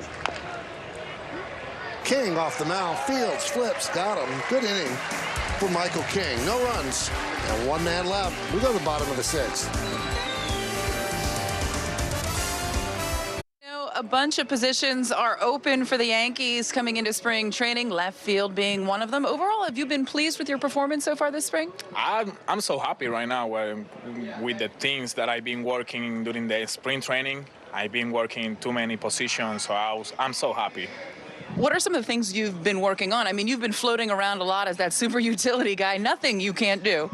I mean, I just try to prepare myself the most that I can with my coaches' stuff, asking questions for the guys inside there, the veteran guys who play more there, and just to be ready. When they need me, just be ready to play there. You're in the 2nd group for batting practice, and I saw you at the cage with a former outfielder for the Yankees, Nick Swisher. What did he have to say to you today? He talking a lot today about the energy. He said that he see a good energy in myself, but at the same time he said that that's the energy that we need in the team, and he see that energy in the team right now. You see how we are having fun during the spring training with all the veteran guys, the young guys like me. We are used getting this spring training like so together, and he say that he see this like so special. He brought the energy when he played. You've brought the energy so far, but where does the energy come from? I don't know. It's just I'm playing like I know play. Just try to have fun all the time that they give me the opportunity to play, you know. What's the most difficult thing about floating around between different positions? I love every time that I'm coming here and I'm playing that day in a different position. I just try to prepare myself, but at the same time, I love when I'm coming and I see the lineup and I'm playing 3rd today and tomorrow I'm playing 2nd. It's just that kind of get my mind like in different position. I love that. Hey, you told us the other day you wanted to play center field. Then look, lo and behold, in center field. How did you feel about center? I love that. Was like a dream for me. Like when I play first base too, that's a dream for me because of this position that I never play in my life. So when I start to play, it's like I'm living the dream. You know, I'm here. I have to say thanks for Aaron Boone and the coaching staff to give me the opportunity. I know that I'm gonna be always, but they give me the opportunity, and I was like preparing myself, like I say in the beginning, and I was ready for it. Take me back to last year when you did get the opportunity at first base. That had to be thrilling, but maybe a little intimidating at all. You had never done it before. No, I mean, in that moment, like I say, I was living my dream. I was playing so fun, having so much fun inside when I was playing the first time I was like nervous because it was choppy pitching. I remember perfectly that day he was pitching when men on first, keep picking off, and I was like, oh. But at the same time, I was like living my dream, try to have fun all the time. Obviously, working hard because I have to be ready. I don't want to do any stupid things there. But at the same time, just going there having fun. Last year, you came up, you had fun. You were playing the outfield, a position you really weren't familiar with then either, and you just had a tremendous amount of confidence. Where does that confidence come from?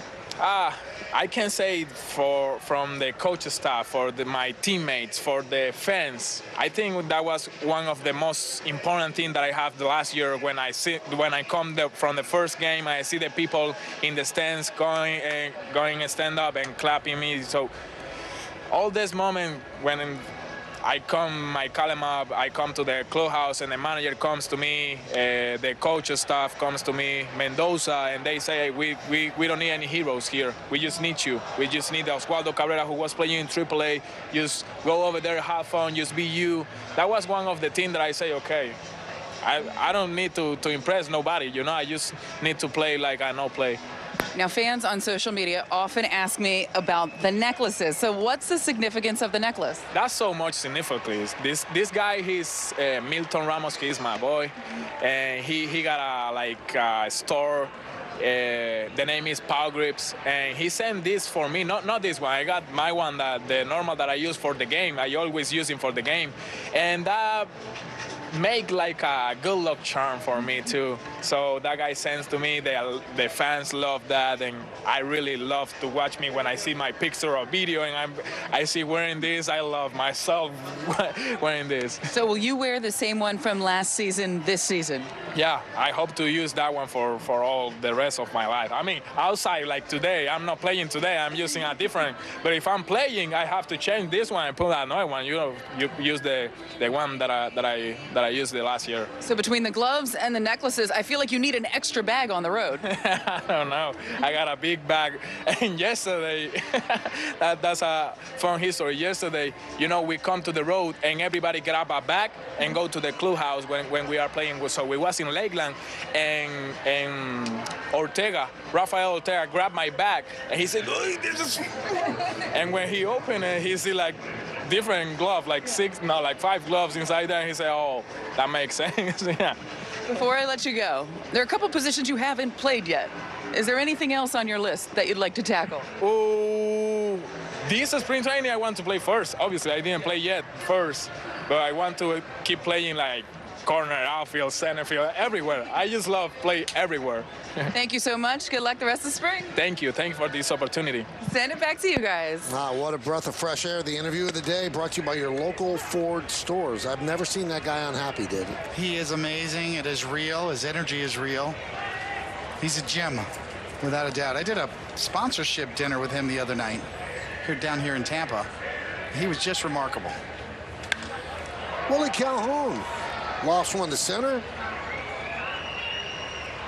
Kingery puts it away, and that will do it. No runs, no hits, no errors, and a runner stranded at second. We go to the 7th. It's 3-3. Next. A lot this spring about going out there and being aggressive. How do you make sure you have that aggressive attack mindset when you step on the mound? Mencionaste muchas veces, ¿verdad?, que ser una de las metas tuyas, ser agresivo atacando a los bateadores. Cuando estás en la lomita, cuando estás preparando, ¿qué tipo de mentalidad te permite hacer eso, verdad?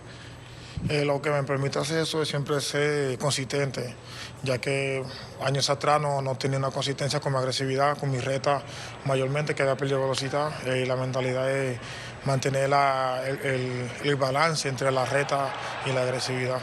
Yeah, you definitely, the mentality is to be aggressive, as I mentioned before. You want to be consistent with it. You know, you want to create that difference between the fastball and the other pitches. You know, previous years where I've had really good success, I've been very aggressive using my fastball, and now I feel like with more velo on my fastball, that it's allowing me to stay aggressive in the zone. Are you pleased with that fastball so far this spring and the way it's progressed? Satisfecho con el progreso que has obtenido con la reta, especialmente un poco de más velocidad ahora mismo. Claro que sí, ¿sabes? Ese era el objetivo mío en el off-season, fortalecer el hombro para venir aquí con más velocidad. Así tengo más precisión de mis otros lanzamientos y estoy satisfecho y he visto resultados en poco tiempo. Yeah, of course. I worked really hard in the off season, making sure my shoulder was stronger, and I think a combination of all the training has given me that speed, that velo that I was looking for, and now that allows the other breaking pitches and off speed to be better, Overall, what have you thought of your off-speed pitches, especially your curveball today? It looked like at times you were having trouble getting a feel of it. Hemos visto que en el campamento has usado la curva, el cambio, lo has usado muy bien. Hoy en día tal vez la curva tal vez las quería un poquito más bajito. ¿Cómo ves el progreso con esos lanzamientos? El progreso ha sido muy bueno. Simplemente hay días que no van a ser tan perfectos como uno lo quiere, pero uno debe de entender y comprender que somos humanos. Uno va a fallar cuando uno se sienta de mejor forma, pero hay que seguir enfocado porque hay más días y en la próxima salida puede hacer que sea mejor. Very pleased. I think progressively throughout camp, the breaking pitches and all speed has been progressing and better. Today, not as sharp as I wanted, but that's the human element of the game. Not every single outing is going to be as sharp as you want it. The good thing is that there's always work to be done, and there's always another outing. Coming into this spring, there was a competition for that fifth starter role. Now with injuries to the rotation, do you feel as though you've secured your spot in the rotation? Tú sabes que llegando al campamento se entendía esa competencia, ¿verdad? Para un puesto número 5 en la rotación. Lamentablemente pasaron esas lesiones. ¿Entiendes que ya tienes un puesto en la rotación? Todavía no. Esto se decía a lo último. Hay que mantenerse enfocado, trabajar siempre fuerte para uno mantenerse sano ¿sabes? Mantenerse saludable durante el speed training. No, not at all. Not at all. You want to keep working as hard as you were working before. You want to making sure that you have a good, healthy rest of camp, and a decision like that will come at the end of camp. I just got to make sure that I keep doing my job. Domingo, appreciate you taking the time. Thank you. Send it back to you. All right, thank you to Domingo and Marlon and Meredith. So, saying all the right things, David. You don't want to say, oh, yeah, I've got it made now. You just said, those decisions will be made at the end of spring training. They will. And here's another guy on the mound, Matt Crook, who was an interesting case for the Yankees as well. They like him. They do like him. The question of what role he will fill. Obviously, the Yankees are a little thin in the starting rotation backup position right now with the injuries to the frontline guys. So is this guy going to have to stay stretched out in AAA as a next in-line starter, or does he break in right now as a multiple inning reliever? He could do either one. The Yankees like his stuff, though. He's got swing and miss stuff. His slider kind of sweeps the sweeper, and he's got a cutter too that goes with it, and his fastball runs like crazy. So he's got that kind of left-handed arm that is really valued as a swing and miss guy in the bullpen too.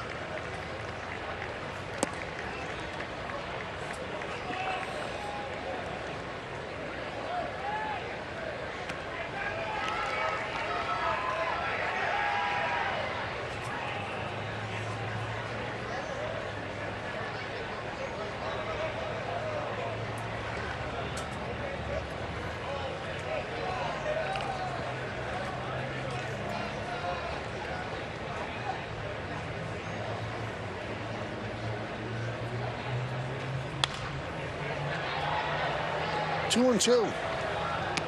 We talk about the residual effect of the pitch clock on everybody. Managers are going to have to make decisions quicker too.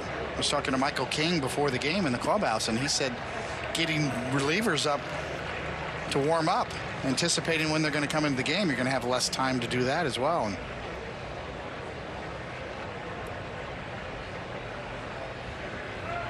Outside, 3-2. Umpires are adjusting. Managers and coaches are adjusting. Broadcasters are adjusting.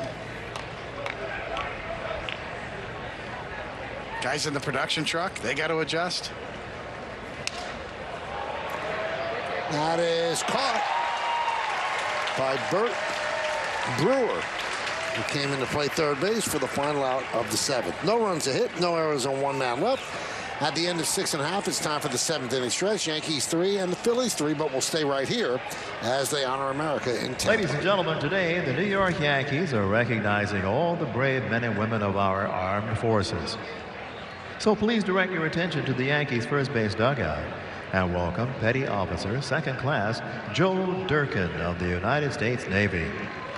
Petty Officer Durkin served as a helicopter and air crewman and a rescue swimmer from 1978 to 1982 and was assigned to helicopter anti-submarine squadrons with numerous deployments with over 1,200 flight hours and successful at-sea rescues.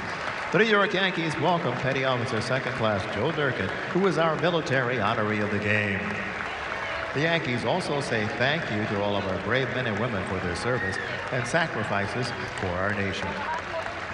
Now, ladies and gentlemen, please remain standing and remove your caps for the playing of God Bless America.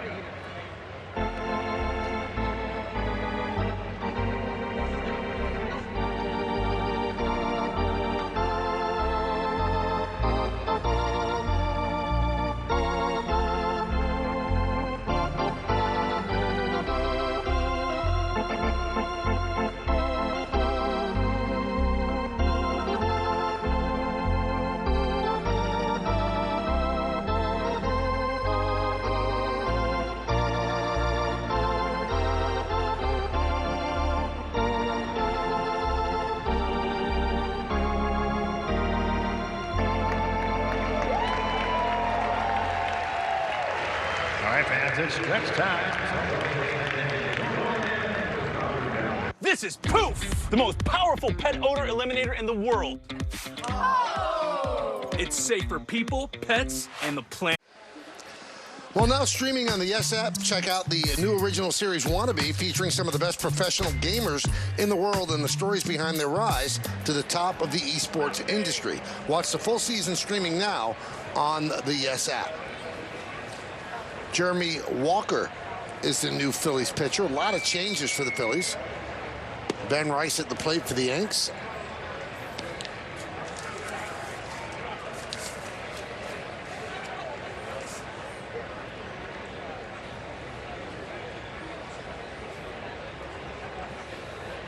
Inside. We got quite a few Phillies fans here today. You know, you talked about the Cardinals fans representing. See Walker's numbers there. Fly ball left field. Muzziotti is there to make the play. All the balls seem to be drifting more toward left center, but, well, now the flags are flapping a bit toward the right side, but most of the day hanging limply against the pole, so, but working out there. Been a tough outfield. Anything up in the air has been, you got to stay with it. Here's Trey Sweeney at the plate.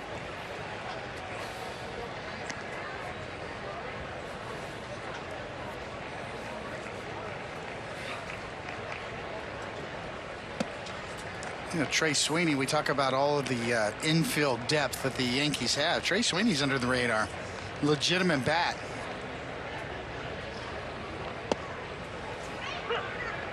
Not sure if he will stay at shortstop long term, but right now has played shortstop and gonna move over to third eventually, probably as well.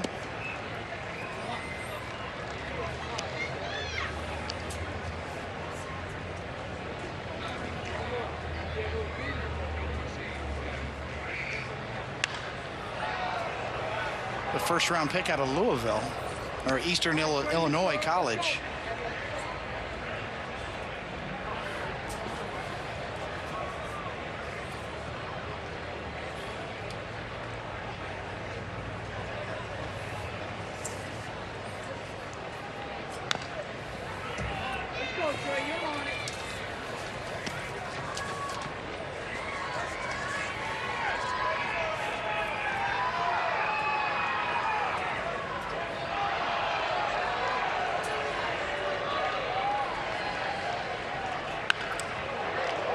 Rip foul.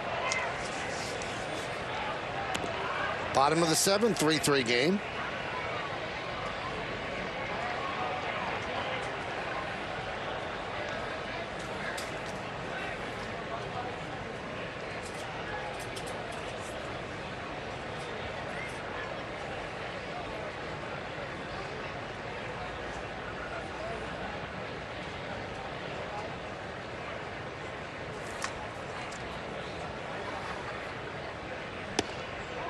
Sweeney works a walk.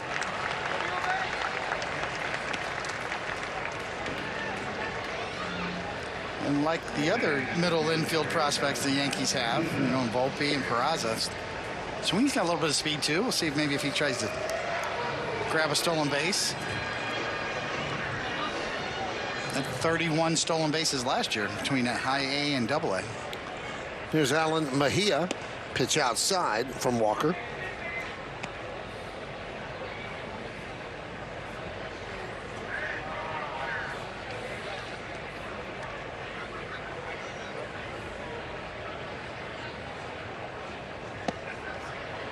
Drops a strike in, 1-1.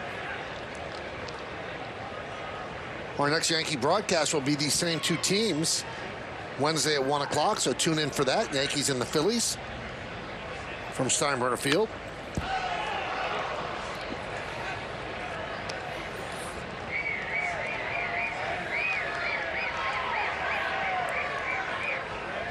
Yankees started training here in Tampa in 1996, and that coincided with that championship and the start of that run, 4 titles in 5 years. Before that, they had trained in Fort Lauderdale since 1961.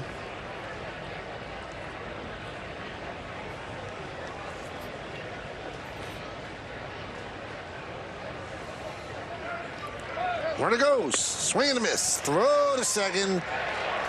Not in time, stolen base. Mejia down on strike, stolen base for Sweeney. He's at second. It's been a theme in the minor leagues for the Yankees as they've really pushed this part of the game. So as the rules change, a lot of the younger players are being conditioned and trained to take more chances, steal more bases. So over the course of the next few years, I think we'll see more and more of this. Here's the catcher, Nick Ciuffo.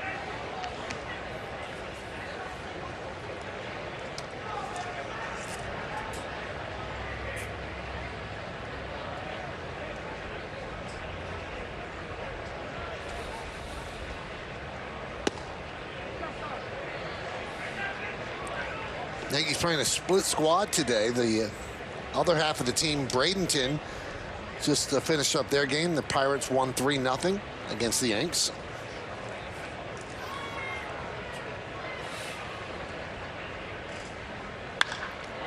Fly ball, left field and deep. Muzziotti goes back. He's on the track. He makes the play for the final out of the 7th. No runs, no hits, no errors, and 1 man left. We'll go to the 8th, tied at 3.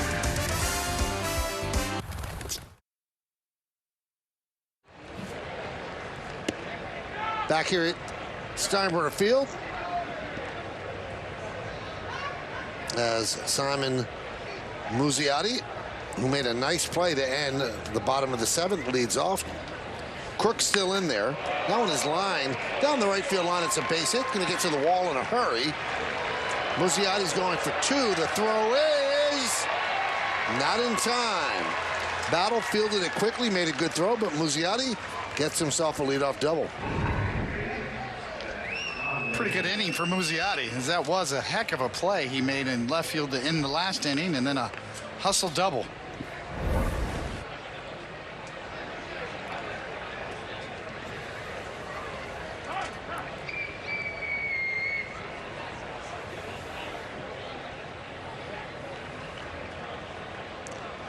So the Yankees are trying to stretch Crook out, so he could be a possibility to be one of their starters. So staying in for 2nd inning of work. And there's a strike.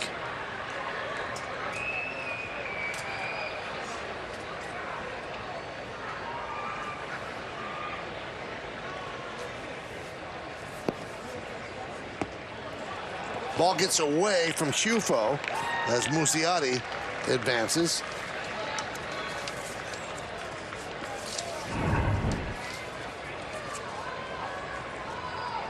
Hard cutter down and in that handcuffs Ciuffo.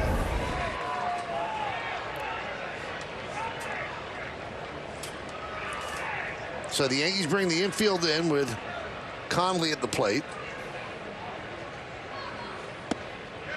1-2. Nice changeup, turns it over. See why the Yankees love his stuff. It's a question of throwing enough strikes and getting it over, but there's a really good changeup.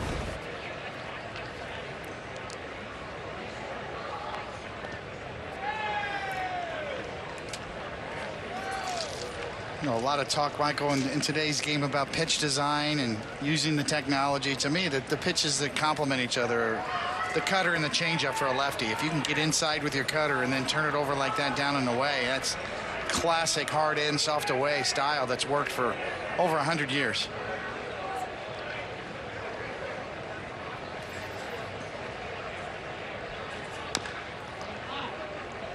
Still 2-2. You know, Aaron Boone was talking today about how much more difficult it is to hit now than it was even when he played. He said when he played, pitchers had a fastball, curveball, they threw it, you know, I'm going to try to locate it down and away. He said now there's so much that goes into it. Grounded to third, bobble, regains, throw to first. Not in time, run scores, and the Phillies take a 4-3 lead. As Conley hit one to Bert Brewer, who couldn't handle it. I think that'll be a hit.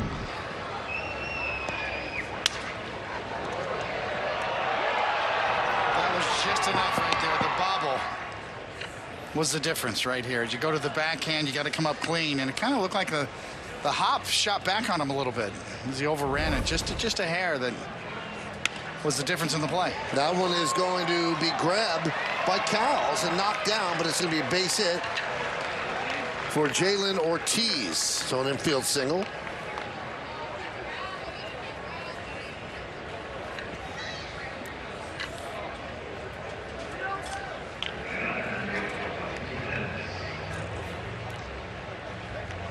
And at the plate now for the Phillies is Pedro Martinez.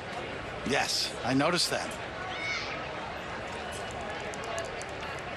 Pedro actually pitched for the Phillies and pitched against the Yankees in the 09 World Series for the Phillies. The Pedro, the Hall of Fame Pedro.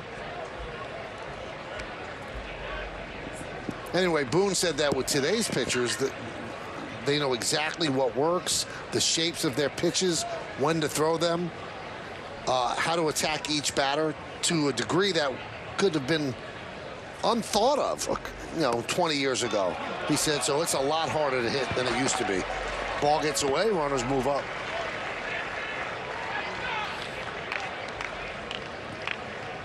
Oh, not only that, it's harder to hit, but it's also there's more relievers that have a much better power arsenal than years ago. And pitchers today are trying to keep the ball out of play. A lot more swing and miss styles, whereas 20, 30 years ago, a lot more pitchers pitched to contact, especially middle relievers.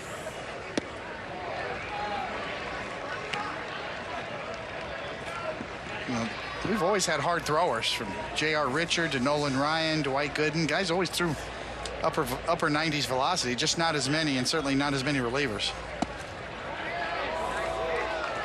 It all comes into play with the strikeout rate. Everybody talks about why do so many hitters strike out nowadays? Well, a lot of it's because the relief pitchers throw so much better stuff.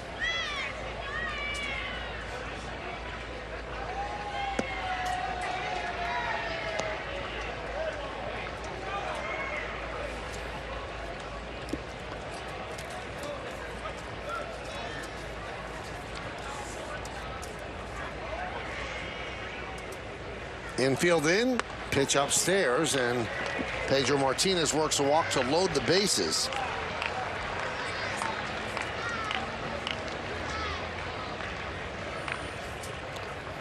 And a trip to the mound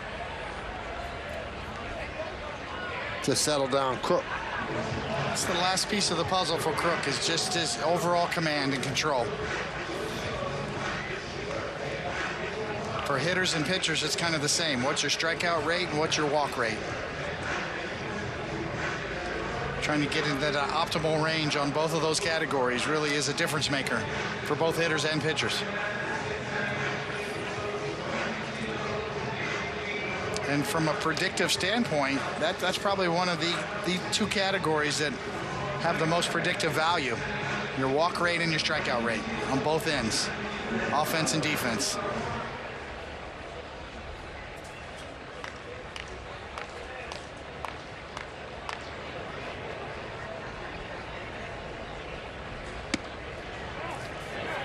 So the batter, Nick Podkul, takes a strike on one. 1 run in, bases loaded, nobody out. Phillies have broken a 3-3 tie at 4-3, Philadelphia.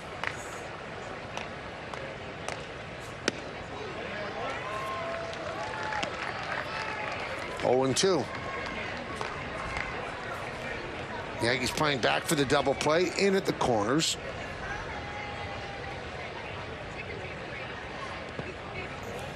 Bounced up there, 1 and 2.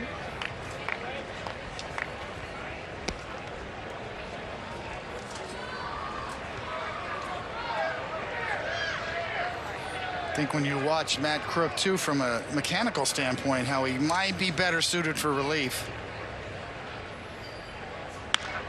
Why? What are you seeing? Just kind of arms and legs, his delivery, deceptive, but also hard to repeat. So from a starter standpoint, can he give you a lot of innings and maintain his command? He might be more effective as a reliever with that deception and his recoil and the way he delivers the ball. Grounded through for a base hit. 1 run scores. The throw home is in time. So Ortiz is gunned down by Rosario in left field. And moving to third is Martinez. It's a single and an RBI for Podkul. A lot of action, a lot of balls in play in this game, and this is what you want. Major League Baseball, all kinds of plays. Here's one right at the plate. Throw it there all the way in the air. Get the tag down. Got him. So the Yankees get 1 out in the inning, and they get it on the play at home plate.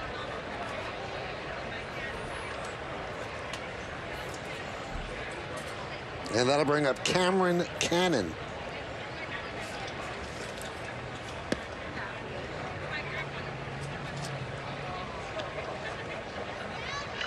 First and third, 1 man out, 2 runs in, 5-3, Phillies.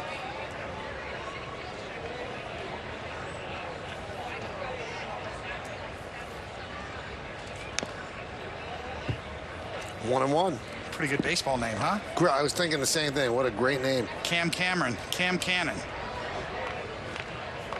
You better have an arm, though. Yes.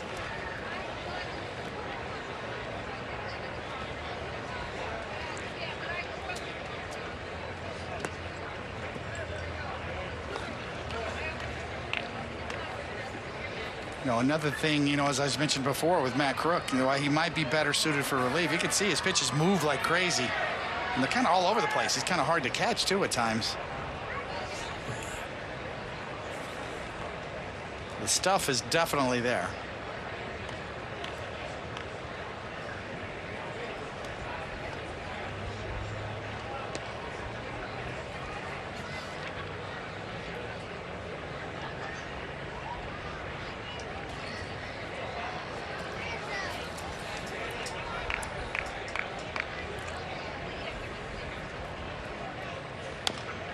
Chop foul, 2 and 2.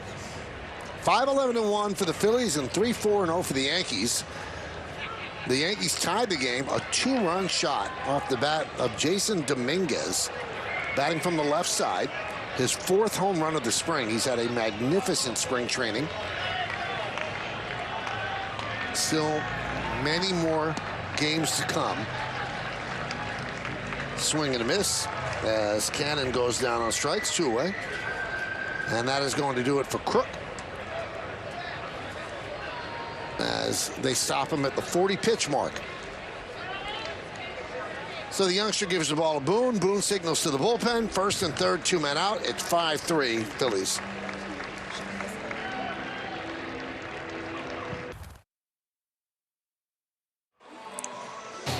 Yankee Spring Training on Yes is presented by your local Ford stores. When it comes to capability, this lineup is game day ready. Ford, official SUV of the New York Yankees.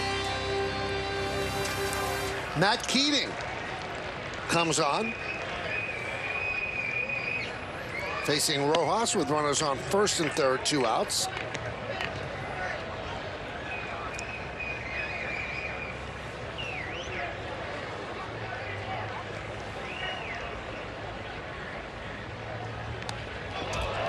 And that one gets away as Martinez scores to make it 6-3. And Podkul moves to second.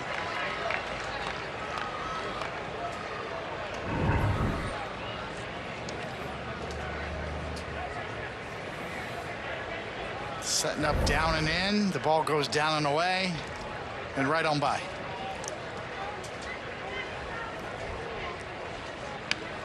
Foul back.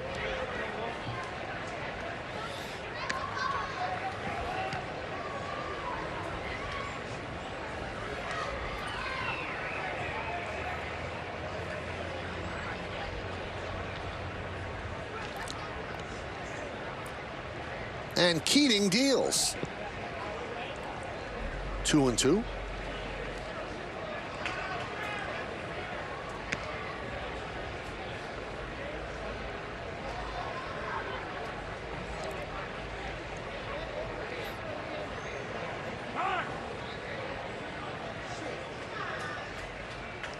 And Rojas calls time.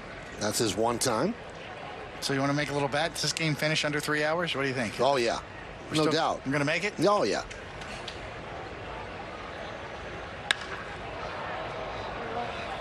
Well, one thing we've seen in spring training, there's more of everything. You know, there's more hits, ground balls going through, more stolen bases.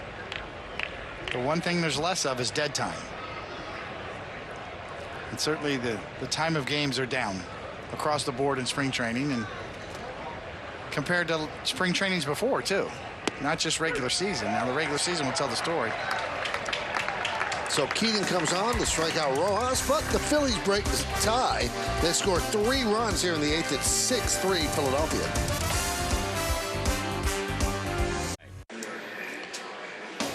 Well, today after the game, stay tuned to Yes for the latest edition of Yankees Magazine and get a deep dive into the Yankees roster heading into the 2023 season with exclusive player interviews and behind-the-scenes footage. That's today after the game right here on Yes. James McArthur is the new Phillies pitcher.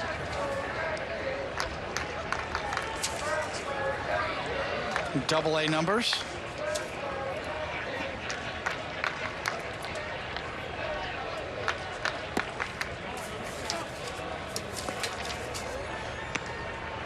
Kyle Battle at the plate.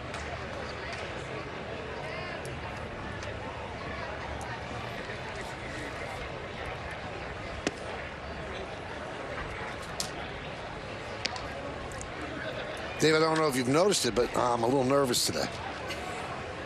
I have not noticed, no.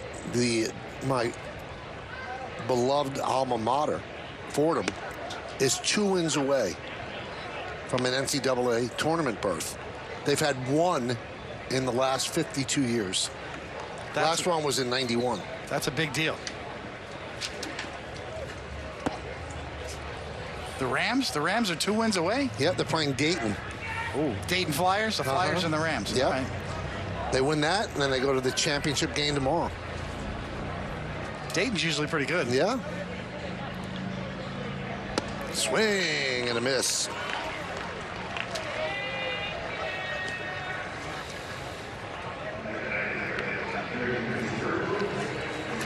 What would that mean for the school?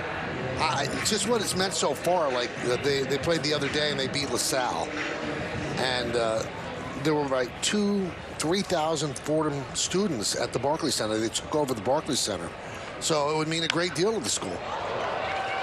Off the glove of the pitcher, the throw to first, got him. You want to know what's interesting, though, David? So everybody thinks Meredith is all, rainbows and flowers and sweet and everything. She just texted me. She goes, I hope they lose because they beat LaSalle, which is the school she went to. Wow. Retribution. Right, so her school's out, and she's still rooting against my school. Still against you. It's a bad egg.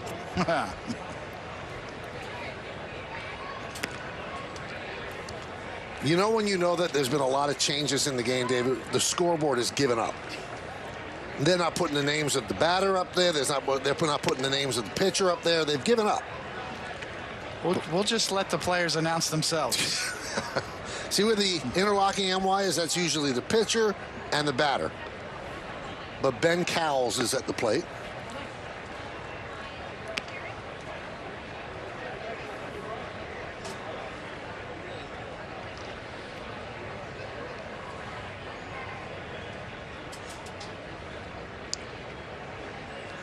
2-0.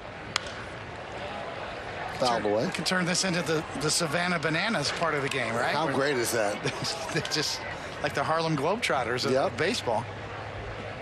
What a tremendous success story they are.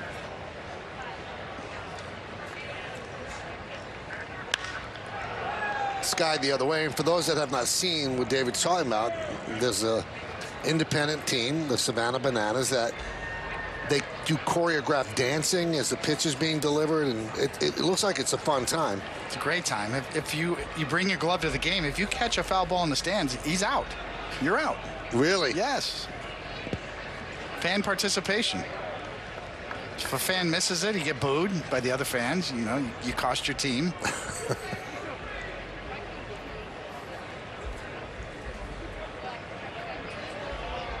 Talk about speed up rules. That'll do it.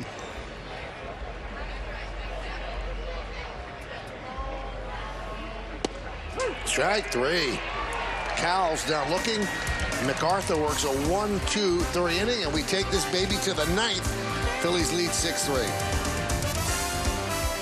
Rain as Matt Crook, who was taken out in the 8th inning, now returns to start the 9th inning. So he's at 40 pitches. We told you they're trying to stretch him out just a bit to maybe have him considered as a starter depth piece. Lee leads off and swings and misses.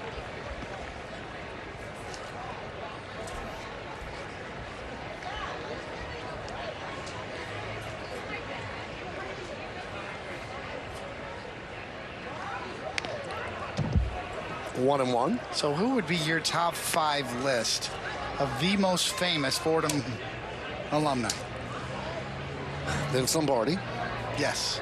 Alan Alda. Denzel Washington. Wow, that's pretty good. Top 3. Vin Scully. Well, that's just keeps on going. Frankie Frisch. Jack Curry. Ryan Rucco. Mike Breen. Sharp pitch there from Crook. Got him looking.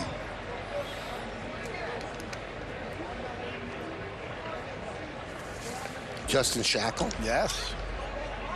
Bob Papa. Chris Carino. Alan Alda got me. I didn't realize that. Oh, yeah. Alan, that's a big name. Pete Harnish. There you go. Nick Martinez, who's on Team USA for the WBC. Tony Reale, Around the Horn on ESPN. Greg Weissert of the Yankees. Yes. Talked to him before the game. Great kid.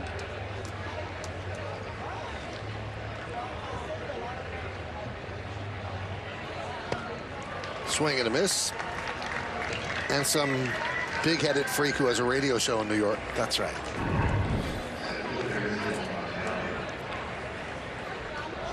Well, talk about coming back out with a flurry here. A couple of really good breaking balls, a cutter and a slider there, a sweeper, 2 Ks. And finish on a good note. So let me get it straight. Alda got you more than Denzel? Well, Denzel's huge, but right. Yeah, I mean, I think it just surprised me more. I didn't realize Alan Alda was part of Fordham. I knew Denzel was. Love him in the Equalizer movies. Still get those little clips on Facebook every now and then. You watch these movie clips. I always stop on Denzel in the Equalizer movies. Yeah, that just gets me every time. I don't know why. Guy's been in other movies, David. Yeah, I know. And that'll do it as Crook comes back and works a 1-2-3 inning. When he's driving that Malibu and he beats up that guy in the back, that scene gets me. Everybody has their own taste.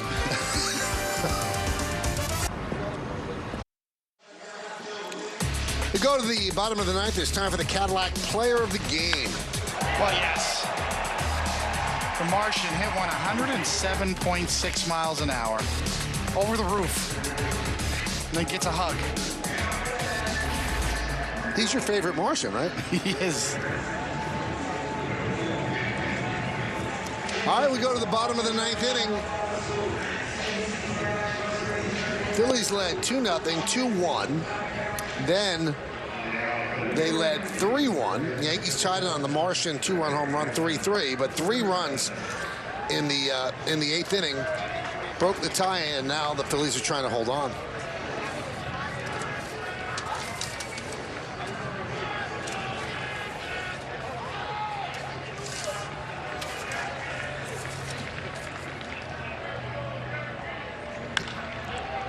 Andrew Schultz in for the Phillies. First pitch is popped up, and Rojas makes the play. 1 pitch, 1 out. Routine fly ball to center field was an adventure. Been that kind of day. And really, you're looking, and there is not a cloud in the sky, so that makes it very, very difficult. And that was a medium routine fly ball. He's got shades on and battled that right into the glove. So here's Rosario.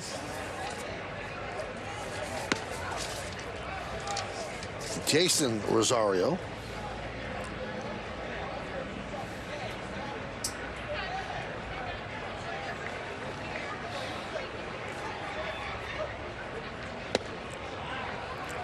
One and one.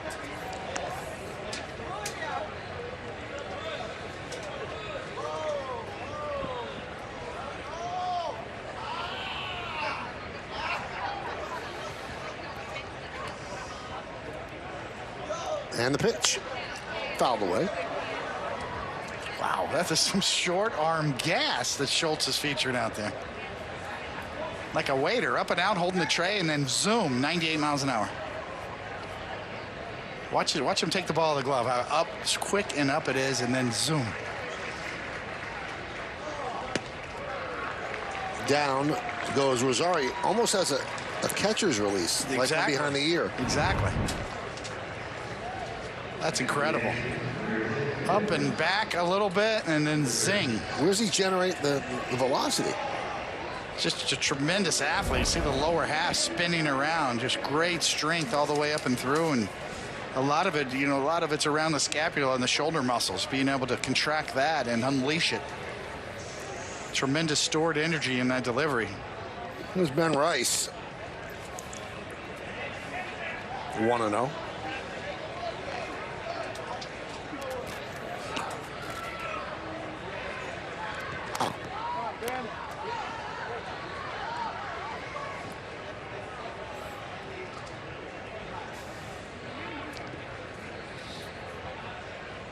And the pitch.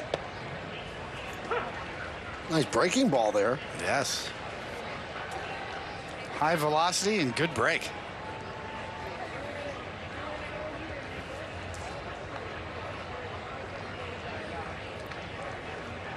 Ninth pitcher used by Rob Thompson. Foul back. Ben Rice wearing David Cohen's uniform, number 36.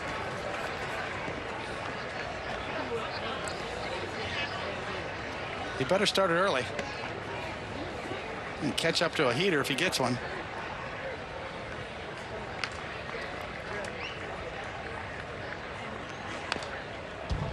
Fouled that back.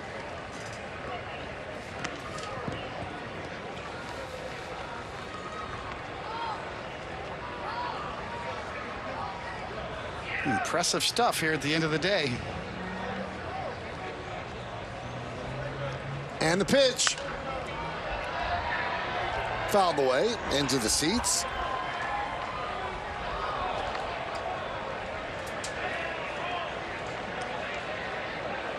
I think that adds to deception too, Michael, and the delivery of a pitcher, how quickly he gets it out and up. Most hitters try to find the window where the release point is, but Schultz has happened so quickly. You got to be ready.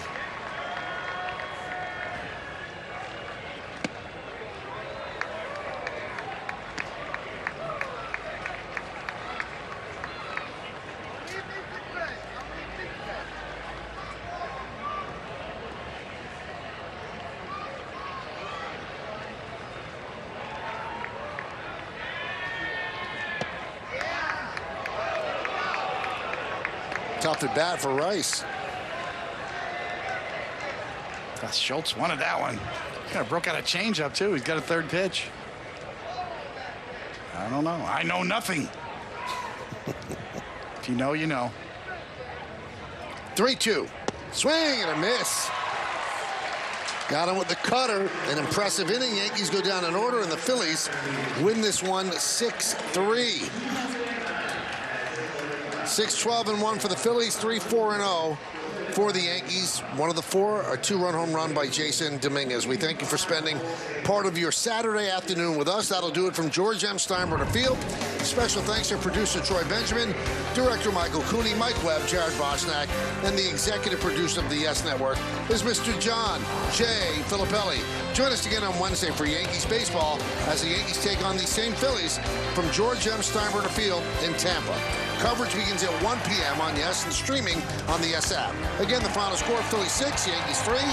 For David Cohn and Meredith Morakovitz, I'm Michael K. saying see ya from Steinbrenner Field in Tampa. Have a good one, everybody. So long.